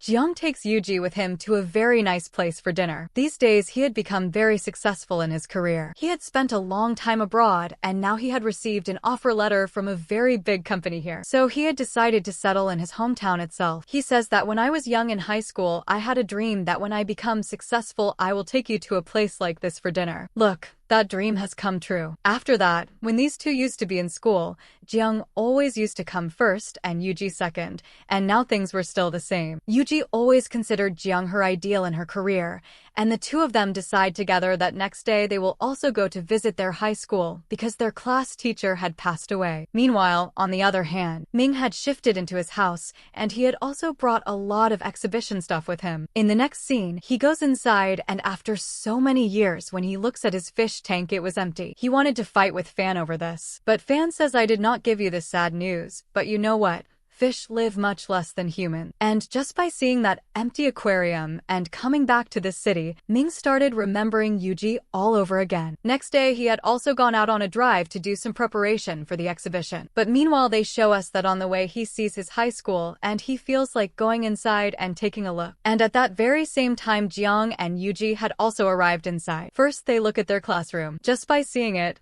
So many memories of their high school come back to them. The furniture and setting had changed, but everything else was still the same. And here they also miss their class teacher a lot. But if Yuji was missing anything the most, she sits on that same seat and thinks about how Ming always used to pass by her and do some prank. And this is the same scene that was shown to us in the beginning. Yuji thinks that I have hurt him so much. Will he ever be able to forgive me?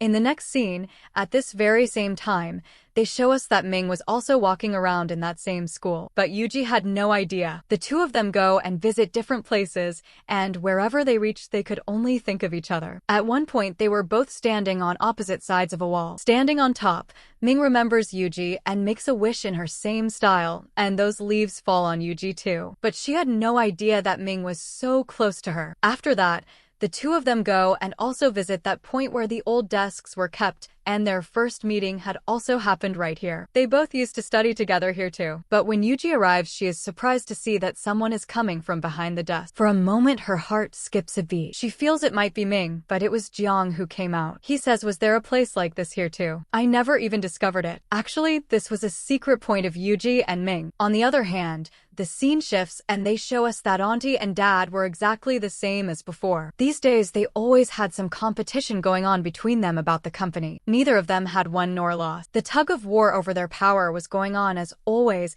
and now there was also a very big resort project over which a fight breaks out between the two of them. Everyone was trying to keep more power with themselves. Meanwhile, Ming was unaware of all these things and had come back after spending so many years abroad. He had become an artist and Grandpa missed him a lot. Grandpa was saying that, "Look, you studied finance. You even did your master's, but you are not handling the company." So Ming also tells Grandpa that, "Look, you're saying I took a degree in finance, but what can I do? My heart is not in business. I was born in this world only to become an artist. And you yourself told me that I can study whatever I feel like. And now in this old age, do not go back on your own word." And Ming was Grandpa's most favorite. That is why he always used to escape from his dad too. On the other hand, they show us that at the company where Yuji was working, her position was quite strong. But her manager there was so clever that he always used to take credit for her work himself. Over this, her colleague also tells her that, "Why don't you try to build your own number? Your promotion should have happened by now." But Yuji says that whatever is happening, I am happy with just that. I get a bonus too. I get a lot of money in overtime too. I am just living a settled life. On the other side, today auntie calls Ming and tells him that you came back. You didn't even tell me. Ming knew that these days there was a very tense situation going on in the company. He thought that auntie would be busy, but she says, "I always have time for you. Why don't we meet tomorrow?" But Ming had also become very smart. He says, "We can meet 100 times, but do not talk to me about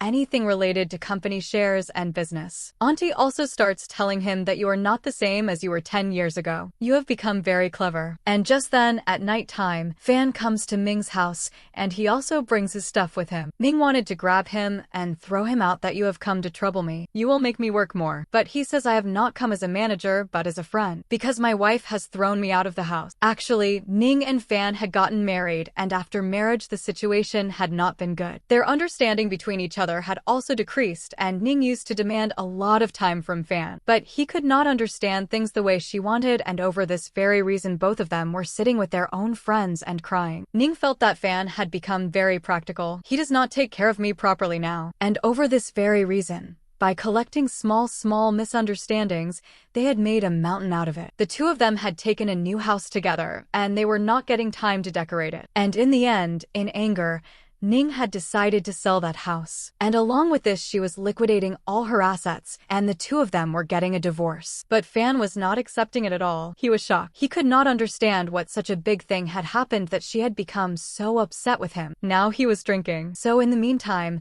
Ming says that you sit here. I am taking my dog out for a walk. This was the same dog that at one time Ming and Yuji had adopted together. Ming had kept him with himself even today. At that very same time, Yuji had also come out of the house to get some stuff for Ning, and just by walking, they had both come very close to each other. Here Ming sees an old gaming machine, and he remembers that same time that through this he had won and bought a prize for Yuji. Next, the dog was standing outside a shop. Yuji passes by. She sees the dog. She likes him a lot. She was taking photos with him, and tells him that I also used to have a dog. I don't know, maybe he would be your age now. And just with this, Ming was standing right behind. He hears all of this. First he becomes sad, and then after that he starts saying that this dog was given to me by someone 10 years ago. That time when I loved her very much, and she was a girl to whom I had even said that you have hurt me so much that do not come in front of me from now on. What do you think? Will she have the courage to come in front of me? Hearing his voice and these words, tears come into Yuji's eyes, but she wipes the tears from her eyes. With a smile, she turns her face back and tells him it has been a long time since we met. And whatever you are saying, I have forgotten all that many years ago. It would be better if you forget it too. Saying this, she walks ahead very casually, as if she does not care at all. She had shown this attitude so that Ming would move on, but instead of moving on, it leaves a very deep wound on his heart. He goes home. In anger, he breaks and smashes a lot of things and sat the whole night painting. Yuji also could not sleep. Even after 10 years passing, both of them had never been able to move on. Next morning, when Fan wakes up, he comes to Ming and asks him, what is all this? When I was drunk, did an earthquake come? But Ming asks him, you never told me that Yuji has come back to this city. Now Fan tells him that she came back many years ago, right after graduation. But I never mentioned her to you because you used to live abroad, and I thought if I talk about her you will get upset. After that, Auntie comes home. Ming had also learned how to cook, and today he had cooked sticks for Auntie with his own hand. The two of them eat together, and he tells Auntie, why did you lie to me? I had asked you once about Yuji. She had come back to the city right after graduation. You did not tell me, but Auntie says I wanted you to stay relaxed and focus on your career. If I had told you the truth, could you have focused? You were never able to move on. But remember that she is not the same high school Yuji from 10 years ago. After that, she starts talking about some matters of her company. She tells him about the resort project and says that I have a competition going on with your dad. Look at this file. I achieved this with great difficulty. This is from our competing boxing company. Their proposal was very strong. Ming did not care about these things at all. He says, Auntie, why are you showing me this? But Auntie says, go a little further and you will get interested. He goes further and looks and finds out that the one who is handling this project from their company, her name is Yuji. Seeing this, he is shocked. When the bidding phase 2 for the resort project was going on, many people had come there, and among them was boxing construction as well. They were surprised that a lot of time had passed, but still no one had come from the Dingxing company. The Dingxing company was actually handled by Ming's aunt. And then finally, when the representatives of that company arrived there, leading them as their in charge, Ming came there. And seeing him, Yuji's heart completely sank. She knew he was not interested in business. If he has come here, then he has surely come to target me. Well, still, Yuji kept herself completely composed. She gave her bidding presentation very well. And in the end, when the result came, 2 companies were chosen for the next phase. One was of course Yuji's boxing construction, and along with it Dingxing was also there, meaning Ming. Now these two will have a one-on-one competition in the next phase. There were many people there, but everyone was surprised that they had not seen Ming before. But someone recognized that he is a very high hire of a big company. And the people of Yuji's company got completely down. They felt that if the in charge is such a big higher, then they do not think they will be able to progress further. In the next scene, after this, we are shown that in LeJoy's company there was a new recruitment, and it was none other than Jiang. Jiang was given special protocol and was brought directly to Mr. Lu's room. Jiang said that I had properly applied for this position through HR. I came through the proper process, or did you do me a favor? On this, Mr. Lu said that, do you think I will put my company at a loss just to do you a favor? Not at all. You are truly capable, that is why you are here. Jiang had truly proved himself. He had gotten himself hired on a big position in this company on his own strength. Maybe in his heart, even today, those words were there that grandfather had said. That is why he wanted to prove himself. After that, the 2 companies that had gone into the next phase of bidding, their teams went to a bar to celebrate. They had taken their own private rooms there. Ming was also there. He drank a little too much with those people. They were celebrating, but inside him revenge was filled. His focus was only and only on this, that he had to snatch this project away from Yuji and her team. Meanwhile, Yuji had also come to that same bar to join her team. And here, when Ming came out of the washroom once, he saw Yuji coming from the front. In that corridor, only these two were there. At first, Ming kept himself wrapped in hatred, but now when he was drunk, his real emotions were coming out. He took Yuji into a room with him and started saying that I waited for you so much. Why did you not come? Why do you make me wait so much? At first, Yuji thought that maybe he was talking about some other girl. She pushed him away and moved to the side, but later, drunk, he was closing his eyes and taking Yuji's name again and again. Yuji felt like leaving him there. there. But what to do? Both of them had true love for each other. She could not leave him in this condition. She somehow managed him. After that, she called a taxi and was going to take him to some hotel. But he said not to a hotel, I want to go to my own home. She knew his home address too. She set that location. She was leaving him at his home, but he forcibly held her and then started saying that I am dreaming right. In a dream, I can do anything. Dreams are so beautiful, and just saying this, he kissed Yuji, and Yuji had been loving him till today too. She also did not resist. She sat for a long time looking at him with love, and then after that, morning had come. In the morning, when Ming opened his eyes, Fan was with him. He started saying to him that Yuji had left from here. But why are you insisting that this food was made by her only? It seems that Ming still remembered the taste of her cooking till today. Fan was worried that our own exhibition is going to happen very soon. You have left all those preparations and got busy in company work, so how will all of this be handled? But where did he know that Ming had the ghost of revenge on his head? On the other hand, the people of Yuji's team were not working very hard these days. Everyone felt that of course they are going to lose. Their opponent's leader is a very high hire of a big company. He will have connections everywhere. But here when the manager asked Yuji, it slipped out of her mouth. She said that Ming has had no link with business for a long time. He does not even know the ABC of this, so that is why we still have a chance. We will give our best, and just like this, she encouraged her team too. All those people worked hard. Ming truly did not know anything about business bidding and all these dealing. But for all this work, he had called professionals from abroad. If the budget goes out, then let it go. He did not care at all because in front of him there was only Yuji whom he had to defeat. To make her bite the dust, he called such professionals who guided him in everything, and he only looked over everything. Now on one hand, Yuji was completely exhausted. She had been continuously working for 3 to 4 days. Meanwhile, Ming's condition was the same too. In between, Jiang messaged Yuji and called her downstairs. He had prepared a special dinner for her. He started saying that this is your favorite food. I brought it myself. Yuji also asked him that how's your work going these days. She was also liking his food very much and said to him that you have always taken very good care of me. She saw him as a friend. But here Jiang directly proposed her and said that if you are happy with me taking so much care of you, then will you let me take care of you for my whole life? Now on this, Yuji immediately changed the subject and said that I have neither the time nor the energy to get into any relationship. He asked, is this because of Ming? She said no, and just then Ming also arrived there. He saw both of them having dinner together and said the food is not less right. Can I join? But Jiang stood up and said, do not look towards Yuji. Both of you have broken up. There is nothing ongoing between you two. But where was Ming going to stop? He targeted Yuji again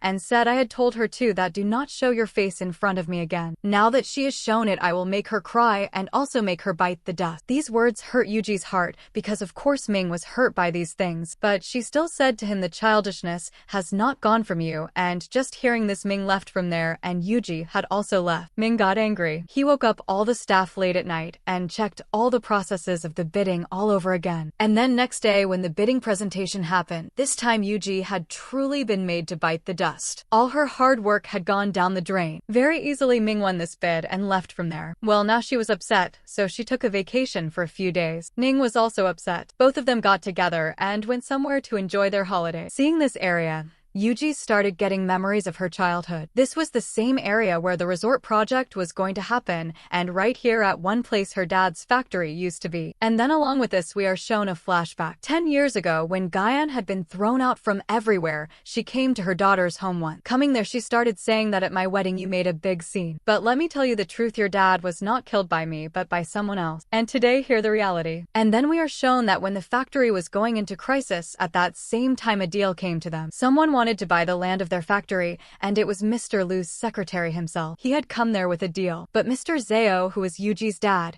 he had rejected this deal. Now after that, something strange started happening. They could not get raw products for purchase from anywhere in the market. Wherever they went, people would refuse them. Just because of this, her dad's health got very bad. Her mother would go from place to place, but no one would listen anywhere. But in the end, one man had come to them who said that I will provide you raw material. That too at a rate lower than the market, and there was a problem in that raw material itself, and just after all this happened, everything of theirs was ruined. Mr. Zhao also got sick, and in the end, to keep himself going, for his factory, for his family, he kept overworking. But in the end, he left this world. Gyan told the rest of the story. She said I worked as a waitress for a long time. But then once an assistant had come to me and given me an umbrella, and I had recognized that assistant. He was the same one who had come with the deal from Mr. Liu's side to buy our factory. And it was Mr. Liu whose eyes had fallen on Gyan once in a bar, and he had liked her. So Gyan had chosen this path for herself. She had deliberately brought herself close to Mr. Liu, and then finally won his heart, even to the extent that she had included him in her life. Now she would go with him everywhere,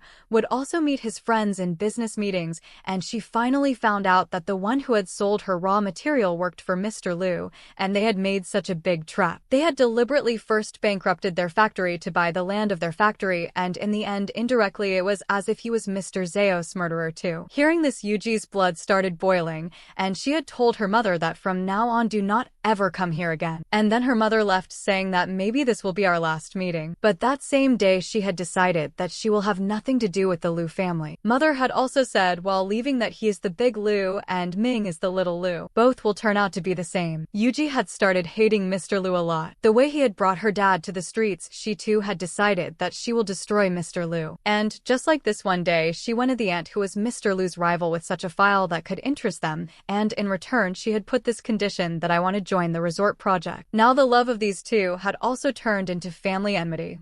As we know, Ming had already lost his mother in childhood, and then for the second time in his life, he got attached to someone, and that someone was Yuji. After losing her, the psychological impact on him was very deep. He also developed a psychic disease, because of which he was continuously seeing his psychiatrist, and even now he was taking online sessions. He often could not sleep without sleeping pills. But still, today he sits down and writes about his meeting with Yuji in a diary. He was writing that in dreams I have reunited with her many times, but now it has happened in reality too. Meanwhile, we are shown that Yuji was planning something these days. Her company did not get the resort project, so she had decided that she would go to Auntie Chilan and give her some precious information. And through this information, it could become easier to defeat her uncle. That means Ming's dad. Yuji was very capable, and in exchange for all this information, she had only one condition, and that was that she should also be kept in the phase 2 of this resort project. Auntie Chilan was also very smart. She starts telling her that I already know all of this. I do want to keep you, but Ming is going to be the in charge of this project. He is the one who won the bid, so now the decision will also be his. On the other hand, Ming had also received information that Yuji had come to meet Auntie. He was waiting impatiently, and after meeting Auntie,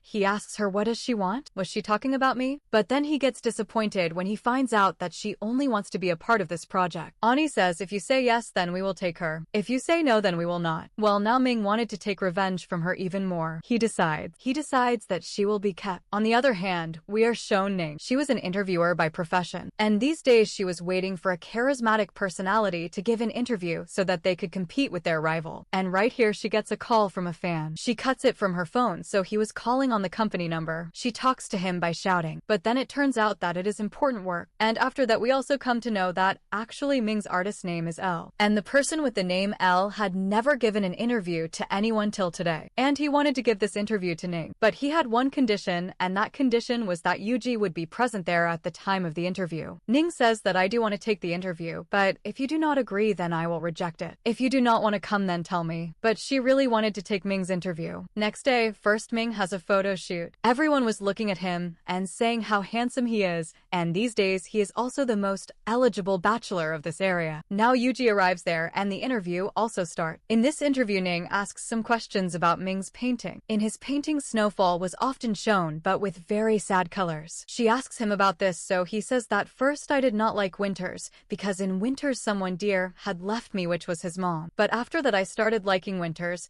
because I had experienced snowfall again with someone dear. But she had left me in winters itself. That is why I hate winters again, and this same sadness and dark color shows in my paintings in winters. This was about Yuji. As soon as Yuji hears this, she gets up and walks away from there. She could not listen to the rest of the interview. Ming comes after her and says what happened? Could not hear the truth. Was it too bitter? And then he holds her hand and takes her with him and says, you treated me very badly. Now the time has come to take revenge. He drives her to his house and says, compensate. You will be my model. Stand in front of me. And as soon as he sees her, he picks up the brush. Here Yuji taunts him and says, you have not changed at all. You still need me for inspiration. But he tells her that I do not need you for inspiration. And along with this, he shows on the painting that he had only released his anger. He starts telling her that for all the hurt you have given me, do you have even a little shame? You played with my heart and my feelings. She says, now what do you want? How will you forget all this? He says, become my assistant. In the Phase 2 project, you will cooperate with us as my assistant. She wanted to come into this project, so she says yes immediately. Now, as soon as Ning gets to know about her becoming his assistant, she says, does he still have feelings for you? Does he want to bring you close to himself, or will he take revenge from you? But Yuji says, above all these things, I have some more important missions that I have to complete. Actually, she wanted to go into this company and destroy Mr. Liu. On the other hand, Ming sitting at home shows the fan the way out. He says there is no more place for you here. He says Yuji is moving in here. Hearing this, he feels happy too. But he also had no other place to stay. But still crying, he leaves from there. After that,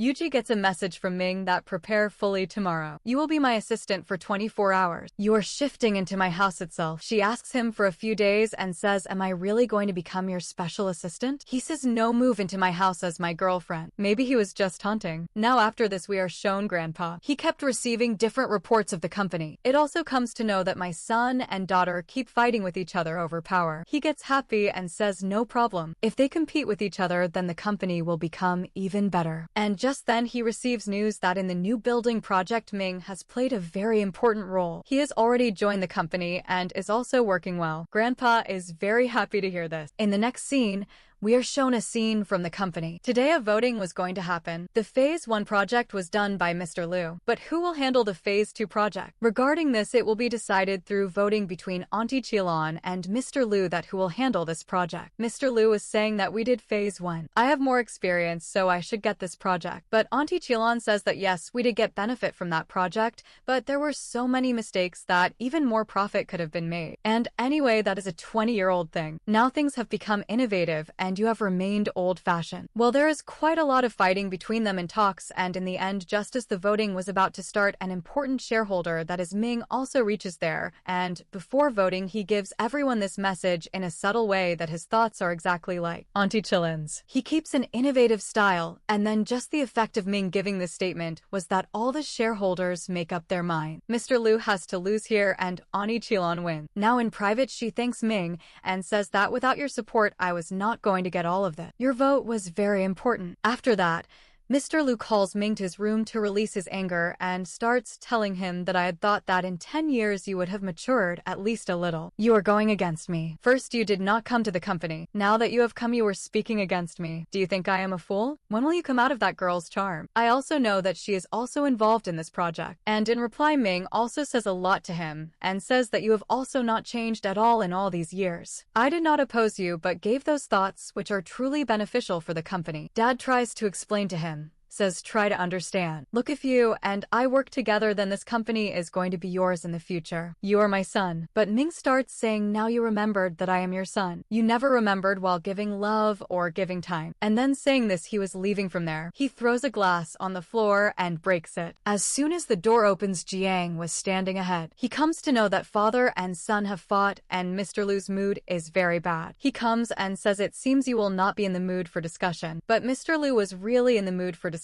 He had also prepared a plan. He had called Jiang to headquarters for this very work and had given him such a position that he could keep an eye on the resort Phase 2 project and could also influence the important decisions taken in it. Jiang says that you are going to use me for your own purpose. But here Mr. Liu tells him, do not be a fool like Ming. This company is ours. You are my blood. If it becomes mine, then in the future it will become yours. And keeping an eye on such projects is very important for me. I hope you will be able to understand. Well, now let's see whether Jiang works for his dad or not. Jiang was now thinking about this decision and was quite confused. Just then he calls Yuji to the rooftop to meet, like they used to meet in childhood. Here she tells him that your dream has been fulfilled, right? Sitting here, you had told that you want to become a successful person. He says yes, it has been fulfilled somewhere. You had also said that you want to become a kind person. Were you able to become one? She says it is as confusing as it sounds simple. And then as soon as Jiang comes to know that Yuji is going to join the resort Phase 2 project, he is shocked. He asks, is this because of Ming? But Yuji says no, there are some other important goals that I have to complete. Well, now next day, Ming himself was standing outside Yuji's flat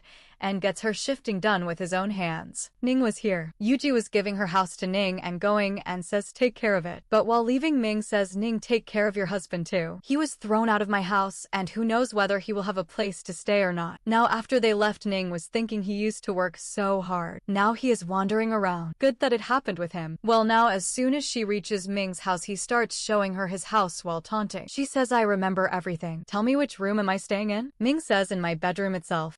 So now the way Ming takes Yuji to his bedroom, she gets the feeling that he wants to use her to take revenge on her. Meanwhile, that was not the case at all. Their relationship had never been like that. Yuji comes close to him, as if she is presenting herself in front of him. But seeing this move of hers, Ming gets even more angry and starts telling her that by presenting yourself in front of me like this, can you settle the score? Can you take revenge? That is your thinking. And he leaves her right there. After that, he goes to take a shower himself. Now he stands in the shower for a long time and cools down his mind because he had gotten very angry at Yuji. When he comes back, Yuji pretends as if she has already fallen asleep, but she was also awake. Next morning, Yuji prepares breakfast for him early in the morning, but he says, I do not have time for breakfast, and what about you? Today is your first day as the director's special assistant. Reach on time. He leaves, and then the poor girl gets ready and she gets late coming in. In the next scene, by then the presentation in the office had already started, and in this meeting Yuji had to sit next to Ming. He was waiting for her again and again, and Yuji reaches downstairs. It was her first day. After handling some procedures, she finally comes up. But one thing was very surprising for Yuji. In this resort's Phase 2 project, she was not only the director's special assistant,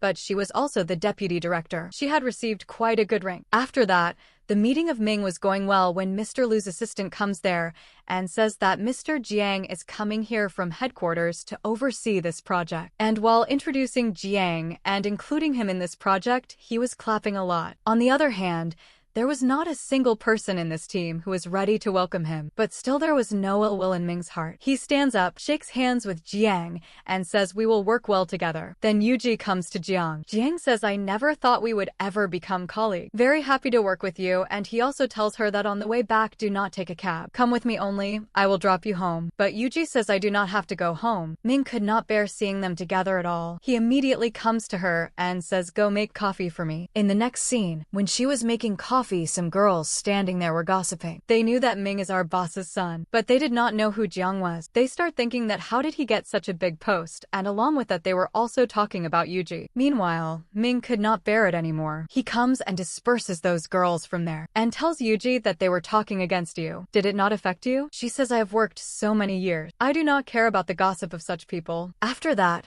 as soon as she reaches home, she does not rest even for a minute. Ming asks her, what should I prepare for dinner? Of course, she was his special assistant in the office and at home too, and was doing a 24/7 job. He tells her the names of very difficult dishes, but she shows that look, there are no groceries. That is why you will have to manage with noodles only. And then she makes noodles for him. From her side, she had prepared them very well. But Ming starts saying these are not good at all. I have never eaten such overcooked ones before. She says, I had learned all this in a part-time job, and that noodle shop was the most popular in our area. He says, I can bet. After you left, it would not have stayed popular. Meanwhile, he also notices that Yuji had accidentally burned her hand. Now he was also worried about her, and in the middle of conversation, he also comes to know that when Yuji studied in university for so long, she did many part-time jobs. Of course, there was no one to support her. She had no family. After that, she does cook the food. Ming pretended to be rude, but later washes the dishes himself. Now when he had gone to his room, he was worried again and again about Yuji's hand. In the next scene, he picks up a burn medicine and then goes and thinks about applying it on her. Just as he was coming that way, Yuji was working, but she pretends as if she has fallen asleep. He comes near her. Very lovingly, he applies that medicine on her hand, thinking that okay, she is sleeping. She will not even know. But Yuji was awake. Meanwhile, Yuji's phone starts ringing. So here Ming immediately lies down, starts pretending to sleep. Yuji gets up. It was Ning's call. Ning tells her that the electricity in your house has gone. It turns out there is some wiring issue, and there were not many candles in her house either. She starts saying that you stay in some hotel until this issue is not resolved. But Ning says, I know where I have to go. On the other hand, when she was talking to her, Ming gets offended, pretends that I woke up because of your noise, but she starts saying you were also pretending, and so was I. Anyway, thank you. You applied medicine on me. After that, Ming was going to walk his dog from there and goes while taunting that I have walked this dog alone my whole life. We adopted it together. You also have some responsibility. In the next scene, he sends Yuji to the store to buy something and then comes from behind with a scooter and seats his dog with him and takes him away. Yuji just keeps running behind. Yuji used to work very hard. Now coming home, she was also doing a lot of work. Ming starts getting worried about her. He starts saying that working at my home at this time is not allowed. Come after finishing work only in the office. And then he orders her that this is rest time. You also sleep. I am also going to sleep. Seeing all this, Yuji had realized this much, that he has not changed till today. He is the same kind person as before. On the other hand, Ning goes to her house. It turns out that Fan was also staying there. There was no furniture or anything in their house. She does this that the bedding Fan had laid out. She picks it up and takes it to the room and locks the room. Maybe this is how by fighting in the same house their reconciliation will happen. Meanwhile, in the office, there was some discussion going on about the project one. Jiang wanted to join that discussion there, but Ming comes and counters his idea. The situation was about to get intense when Yuji handles it, and Yuji says, why don't we prepare a proposal on both ideas? Whichever seems better, we will keep that. But after that, Ming comes to Yuji and starts telling her that you work for me, and it is your responsibility to keep me happy, not that you take Zhang's side. And then while fighting, coffee also spills here. In the next scene, both were worried about each other's hand, that their hand must not have gotten burned. And their being cheesy like this was not liked by Jiang. He cuts through them and passes from in between. Later, in private, he starts telling Yuji that today is my mother's birthday. She used to miss you a lot. Will you come with me to see her? And Yuji says yes. After that, Ming pretends on the phone as if he is making a call and starts talking loudly. But that was not a call, but a message for Yuji that he did not want to type to her. He was asking her that, what will you cook for me for dinner? And Yuji replies to him in the message that no, today I will not come at all. I will get very late. Cook the food yourself. Anyway, before you shifted to your house, were you dying of hunger? Meanwhile, he had said such a thing that he had to say yes. But as soon as he comes to know that she is going with Jiang, he feels very jealous. All the office people were also looking at him, turning back, that our boss otherwise looks so classy, but is talking loudly on the phone like old people. On the other hand, Jiang now goes home, and here Yuji comes to know one thing, and that is that Auntie has now gotten Alzheimer's disease. She was not recognizing even her own son, and she had not recognized Yuji either. Earlier, Jiang used to be very worried for her, but he says that at least now my mama has forgotten everything, so it is a good thing that she is happy here. She does not even remember any tension. Meanwhile, Ming was doing grocery shopping and again was messaging Yuji asking which thing to take, which flavor is needed, which vegetables are needed. And so many messages were coming on her phone that Jiang was getting disturbed. After that, they cut a cake for Auntie and celebrate her birthday with her, and then finally when they were leaving from there, Jiang starts telling Yuji that did Ming help you get into the LeJoy group? She says yes, something like that. He asks her again that why after all have you come close to this company and Ming? But she says I have my own reasons which I cannot tell. He says I am no less than Ming in any way. Whatever he is capable of doing I can do too. And then after that he drops her home. In the next scene, he was standing outside her building. They both were talking about something when right here Ming also arrives back. Seeing both of them talking together, there was a lot of jealousy visible in Ming's eyes. When Ming indirectly takes out his jealousy on Yuji, he taunts her a lot and says that you are stepping back from your responsibility. Doing these groceries, all of this was your responsibility. But she says that just because I have taken the job of special assistant with you does not mean that I have no freedom at all. And then Ming starts warning her that listen, whenever I message you, you will have to reply to my message instantly 24/7. After that he tells her to pick up the stuff and come home. And then he does care for her enough that he does not give her the heavy pack. At night when she was about to sleep, Ming comes from behind and hugs her. Yuji says, can you sleep properly like this? He says of course I will sleep very well. But Yuji says, but I won't. Ming starts saying, I don't care whether you sleep or not. I just need to sleep well. In the next scene, we are shown an office scene, and we find out that there is a Mr. Huang who is quite old but equally flirtatious. He has fallen for Yuji, and he often sends her flowers too, and today, also he was calling her to a place for a meeting. Yuji tries very hard to avoid him, but it seemed like his intentions were not good, and Yuji was already feeling alarmed, so she turns on the recording on her phone. When she goes to meet him, his mood seemed quite bad. When Yuji refuses to drink wine, he uses an excuse to spill wine on her. He says, "I will clean you up," and then tries to touch her. But Yuji was prepared. She pepper sprayed him. She hurts him and runs away from there. Now Yuji had not told anyone anything about all of this. Meanwhile, Ming also goes there to meet the workshop uncle. Now they also had a cute little son, and their wife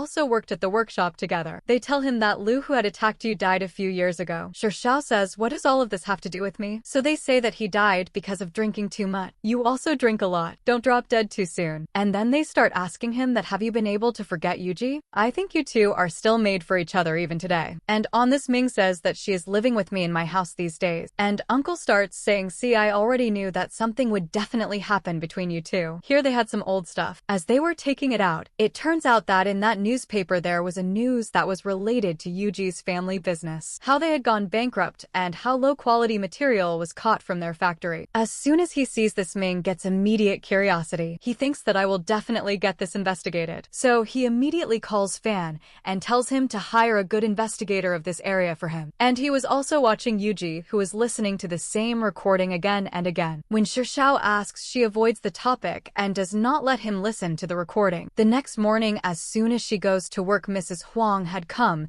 and she attacks her. But somehow at the last moment, Ming pops up from somewhere and grabs her hand. She was shouting, saying bad things to Yuji, that she is a mistress who has trapped my husband. After creating quite a scene against Yuji in the office, she finally left from there. But this way Ming also found out everything. She gives all the truth and the recording to Ming. Ming is so worried about her. He says, "You must be so mentally disturbed. Go and take 2 to 3 days off and relax. And leave this issue to me. I will handle it myself." After that, just 2 days had passed when Yuji, sitting at home, gets a message. Her colleagues were telling her that Mr. Hung has been exposed. A lot of evidence had been collected against him online. There were many such employees and colleagues who had been his target before, and all those who the old man had harassed had gathered together and were raising their voices against him on a forum. And this proved that Yuji was telling the truth. She realizes that all of this must have been done by Ming for her. Meanwhile, Fan needed Yuji's help. He tells her that he is not picking up my call. Please go to his drawer and send me his award letter. And when she was checking his drawers, she finds out what poor Ming had gone through over all these years. He had to take psychological counseling. She also checks all his records of so many years, and along with it, she also sees so many of his medicines. She just kept seeing all of this, and tears were also coming in her eyes. He also had a diary in which he had written every difficult moment of his. He would remember Yuji again and again. He could never forget her. When he could not sleep at night, he would write the condition of his heart in this diary. And along with this, he was writing about Yuji that she has not changed at all. When I met her, how is it possible that she did not change in 10 years? And he was just wishing for himself that when will my sufferings end? Yuji sees all of this and cries a lot. After that, when Ming comes back home, he says, "Today I will cook myself." And when Yuji helps him put on the apron, he taunts her that, "Since when have you become nice?" Now she gathers courage and tells him that I accidentally saw all your psychological counseling record, that you had to bear all this suffering because of me. But Ming does not play games at all. He clearly tells her that these sufferings are not because of you. Do not feel guilty. You did wrong with me. That is a different thing, and my illness is older than that. When my mom left this world, I started going to a psychiatrist then. And in between, when you came into my life, during that time I did not have to go to any psychiatrist. I never had insomnia. Because of you, I was getting better. But when you left, my same condition came back. So you are not the reason for my illness, but you are my cure. And yes, never blame yourself. I have taken enough revenge on you. Now, whenever you want, you can leave from here. You can move on in your life." But Yuji did not feel like leaving. She starts saying that I am not feeling sorry for you, but it is true that I want you to get better soon. That is why I will stay with you by becoming your cure. Yuji gets very shy and then tells him, "If you let go of my hand, then I will be able to eat something." Now it seemed like Ming's anger was cooling down. When Yuji came in front of him,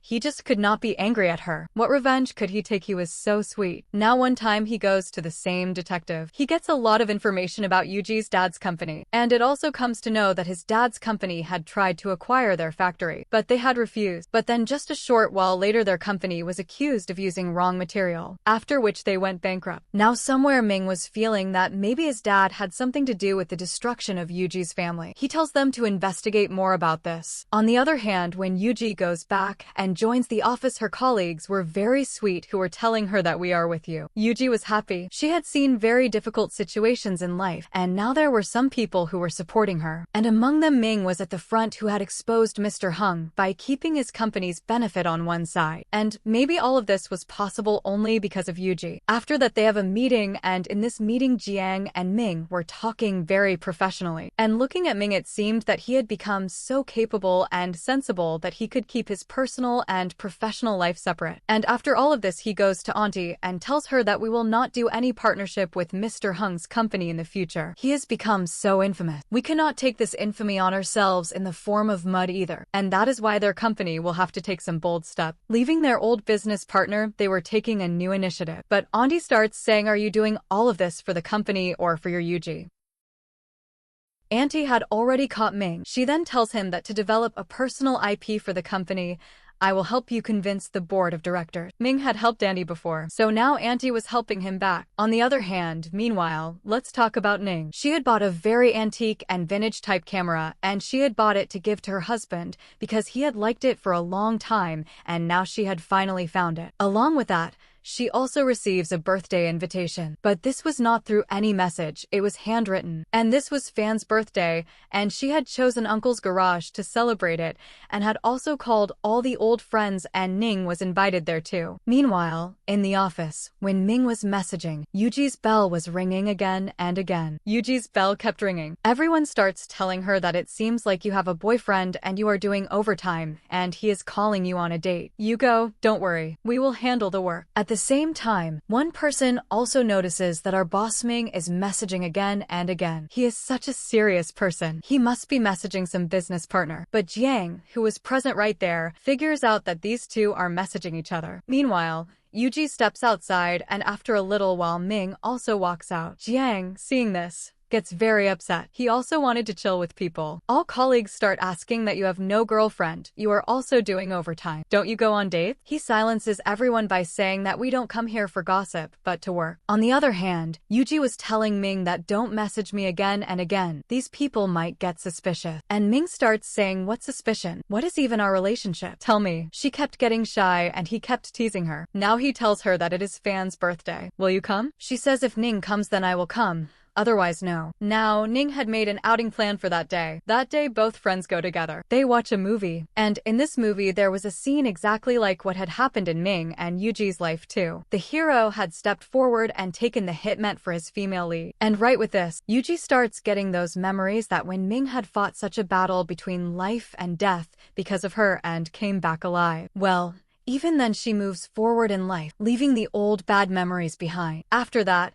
Ning goes to that birthday and takes Yuji along with her. She had deliberately made Fan wait quite a long time before arriving. Now there were also many old friends here. When one or two of them see her with Ming, they say, are you two together? Have you two become a couple? But she brushes the topic aside and moves on. But Ming was very happy. But then ahead they meet two more friends who tell her that Jiang did not come. You must know, we thought you and Jiang had become a couple. And when Jiang and Yuji's names are taken together, Ming feels very bad. Well, after that Yuji goes to Uncle. He tells her that after you left, Ning became so sick. He had lost so much weight that no one could even recognize him. These years he has spent with great difficulty, but then he pulled himself together and also proved himself. He asks her that after so much has passed, Yuji, tell me, did you love him? Yuji says I always loved him and still do, but I just could not see him drenched in blood like that. If he stayed with me it would be danger for him, danger for our future. I could not see him struggle so much. At that time I was immature and what did I even have? Now I am settled. Meanwhile, they play some old videos there, and in those was also the video of when after Yuji had left, Ning was imagining her and dancing on New Year. Seeing this, tears come to Yuji's eyes. How much had Ming gone through because of her? She cries and drinks too much. On the other hand, Ning had also drunk. She reaches home with her husband. While with Ming, she kisses Ming, and then seeing that same wound says that you had to go through so much because of me. Why did you take the wound meant for me on yourself? But Ming starts saying that I did not think even for a moment back then. In my mind there was only one thing, that I have to protect Yuji no matter what. And then he asks her that how many times had I told you that just say once that you love me, I will forget everything that you hurt me with. But Yuji starts saying I lied so that maybe you would move on from me and that way your longing would reduce. But I was wrong. You could never move on from me. I have also spent these many years without you, but never stopped loving you even for a single moment. Well, finally both of them had opened their hearts to each other. And then next morning's scene is shown to us. Now next morning, as soon as he wakes up, Ming asks Yuji, leaving the past behind, I want to court you now. I want to date you. What is your answer? And she turns around and immediately says yes. After that, he makes breakfast for her, and they both stay very lovey-dovey. On the other hand, next morning, Ning gets very angry at Fan. She shouts at him and tells him that I don't want to live with you. You could never understand. I have to explain everything to you. You never had time for me. You could not give me the home that I had dreamed of. While on the other side, we are shown that Jiang these days was checking some documents. He was the strategic director, so there was a lot he could access that Yuji could not. These were the same documents that Yuji had tried to get opened, but could not get them. And after studying these documents, Jiang had come to know what was Yuji's real motive. Why had she joined the company? Actually, she was searching for evidence against Mr. Liu. And by looking at these very documents, Jiang had come to know that behind destroying Yuji's family company, it was Mr. Liu's hand. Now he had understood that Yuji had spoken the truth. The reason for coming to this company was not Ming, but her revenge. On the other hand,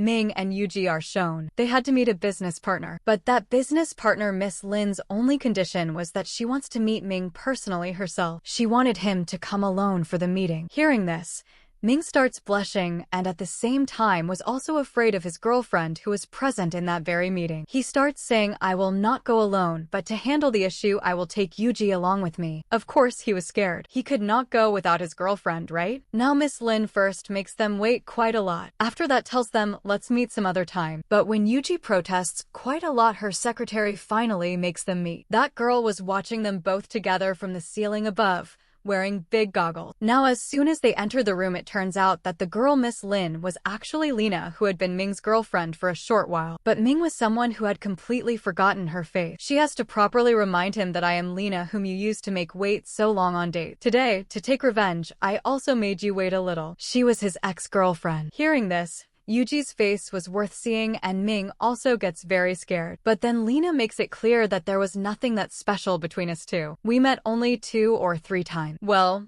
now to convince this company's chairman there was a little difficulty. Ming had read her story. He says give my proposal to her, which I will prepare right now. He was sitting to the side drawing some sketches, and meanwhile those 2 girls start talking among themselves. Lena was very cool. She says he always used to be in anger and nothing ever happened between us. You stay tension free. By the way, is he not a little too tall? And Yuji also starts saying yes, a little too tall. I look even shorter standing with him. And those girls got along really well with each other. And while leaving, Ming extends his hand, but Lena does not shake hands with him, but only with Yuji and sends them off. Now outside, it was Yuji's turn to get angry. Ming starts saying nothing ever happened between us. We only met 1 or 2 or 3 times. And he also says that on the day you returned my money, I was so angry, and at that very time she had proposed to me, and I just said yes to her to let out my anger at you. And then he starts convincing her. He had also brought a gift of balloons for her. And finally, he manages to convince Yuji. And then just a few days later, they receive good news from Lena's side that the chairman has approved working with them. Now the whole office was celebrating hearing this, and these 2 stand together,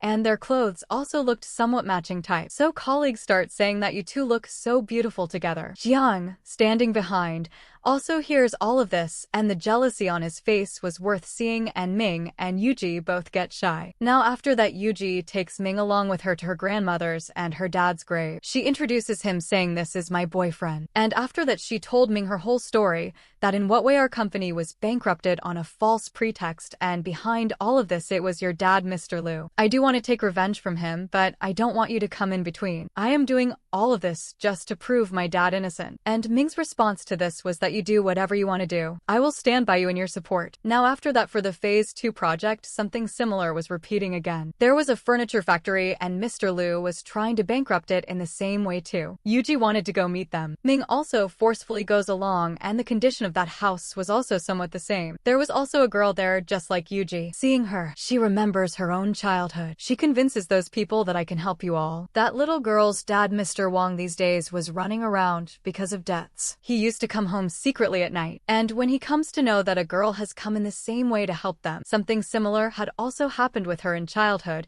and she needs some evidence that Mr. Wong can provide at this time. And just then a person comes to their house to meet them, and with this the scene shifts, and then next day those people go to meet Mr. Wong. They were asking him for some documents. He says, I don't have them. Yesterday a man of yours itself had come and taken them, and with this the scene shifts to flashback. We come to know that it was Jiang who had come to their house. Through conversation he comes to know that Ming and Yuji had also come here to help them. So he takes the documents from them, and there were also some special documents that only he as strategic director could access from the headquarters. Yuji comes to know that every important document, all the important cards of this card game, are at this moment in Jiang's hand. He messages her at that very moment and calls her to meet alone at a resort. She goes to him. She tells him that this very place is where my dad also used to be. We had a simple life. Everything was taken away. Jiang says, I can get your revenge for you. I have everything that Ming has, and what Ming cannot access, I can access that too. And look, this is lying on your table.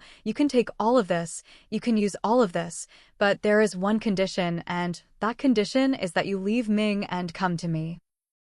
But she says that she didn't choose Ming in her life because he helped her, but because she truly loves him. If you want me to change my feelings for you, that can never change. Love comes from the heart, and in my heart, I only consider you a good friend. 10 years ago, and even now, Yuji's feelings for Ming could never change under any circumstances. She tells him, Jiang, I also know that 10 years ago, when Luhi found out about us, it was you who told her. But even then, I forgave you because you weren't doing it intentionally. But now, after the condition you've placed in front of me, I don't even want to consider you my friend anymore. From now on, our paths separate. And saying this, she rejects him and walks out from there. Ming was standing outside, waiting for her. Here, Yuji's mood was very bad. She says, I can't get the evidence. Ming tells her, you went to meet my romantic rival and made me wait outside for an hour. Compensate me for that. But Yuji says, you came here on your own. I didn't ask you to stand outside. Meanwhile, when Jiang goes to the office, his dad,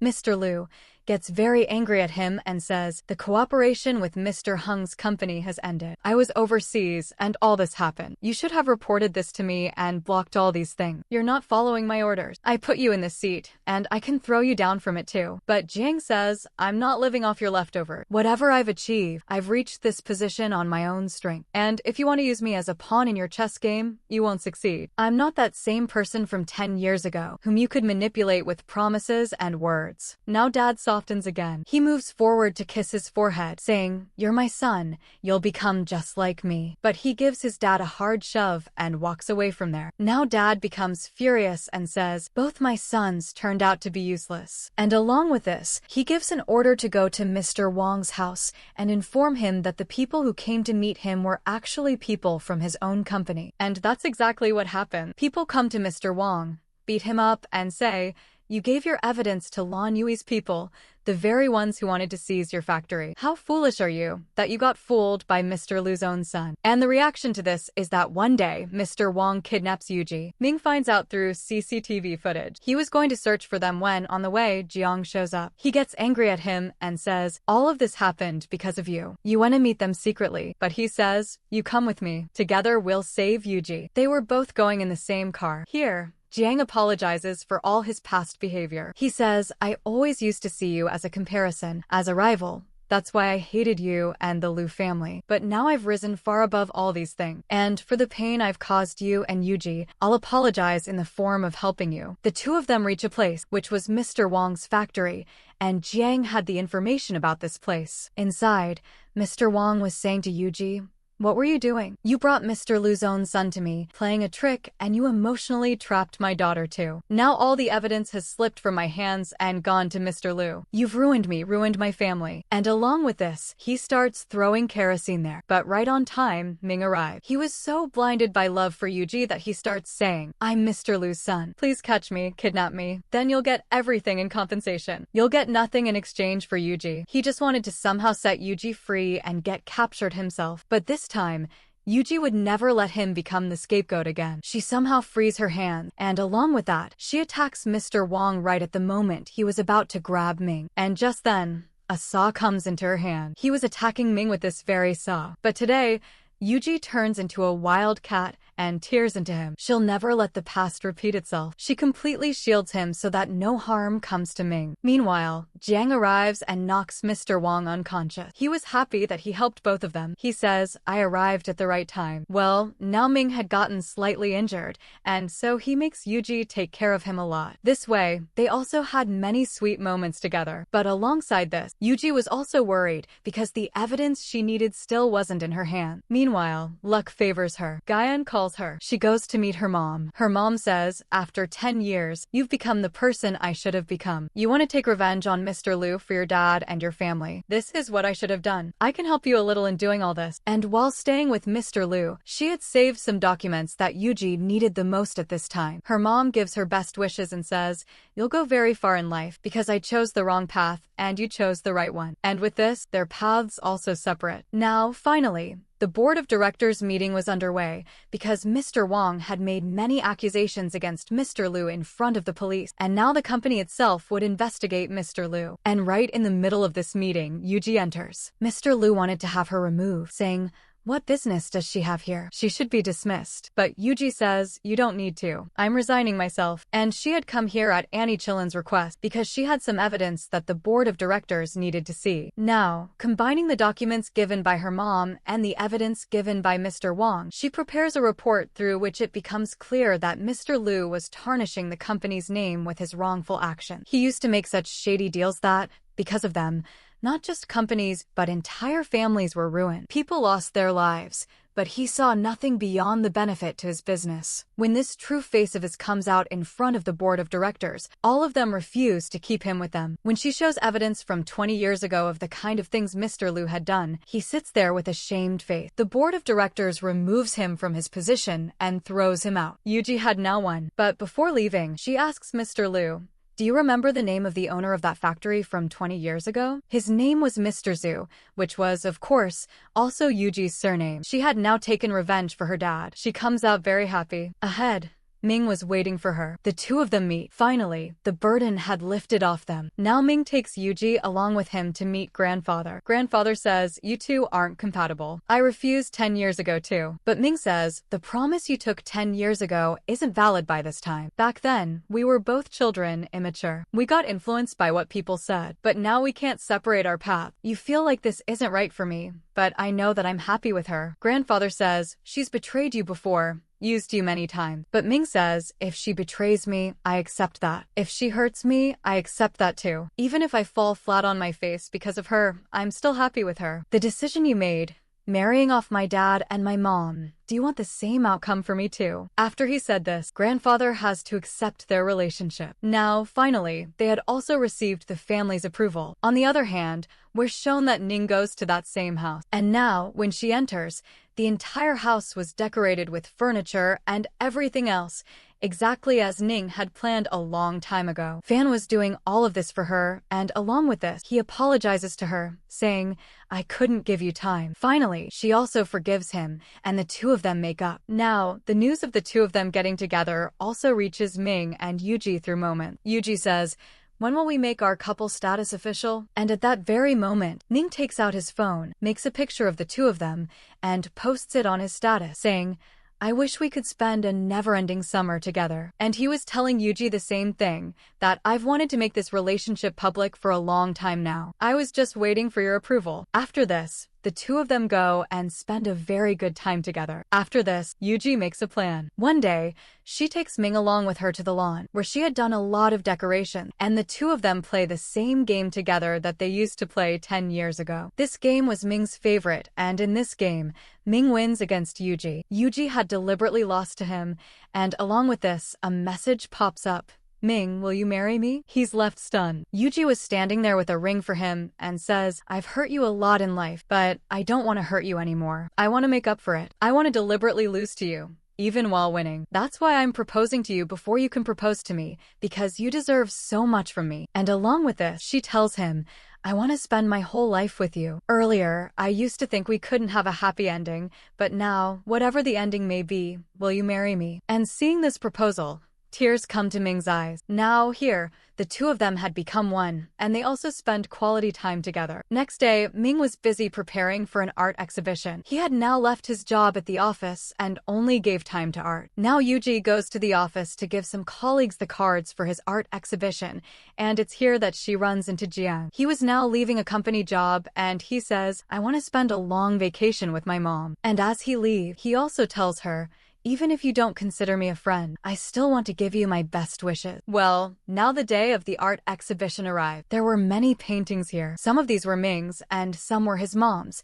and one painting that his mom had left incomplete. He had also completed it. Now, in this very exhibition, there were some hints for Yuji. There was a bow and arrows were placed ahead of it, and following these links, she reaches a point where there was a dress for her, and Ming had left a message. I'm waiting for you. She gets ready wearing that same dress. Ming brings her to school, to that same hidden spot which he had decorated today, and he had also set up a small exhibition of those paintings which he had made exclusively for Yuji. This whole scene was very romantic. He moves forward and then also arranges artificial snowfall. Yuji says, what is all this? And along with this, he kneels down and proposes to her. He says, you may have proposed to me first, but even so, this is your right too. Now tell me, will you marry me? And of course, she says yes. Both of them had proposed to each other. And then, along with this, we find out that the two of them have gotten married, and Ning is taking an interview of this newly married couple at this time. Ming also talks about his career, how Yuji had given him inspiration,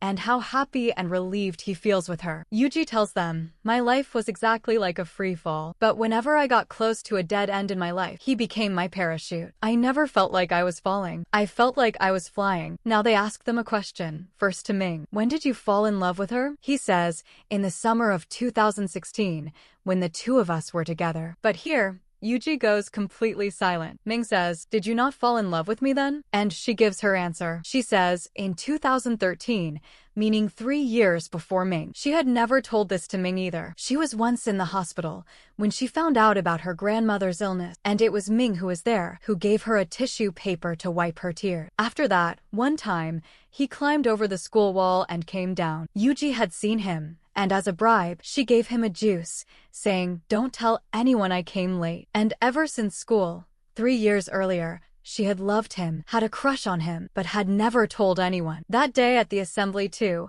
when he ruined the whole assembly and caused so much chaos, even then she was looking at him with love. And more than that, once, while taking a photo, he had appeared in the background of her picture. Sure, his face wasn't clear, but at that very moment, he had already created a clear image of himself in Yuji's heart. And with this sweet little revelation, this drama gets its happy ending.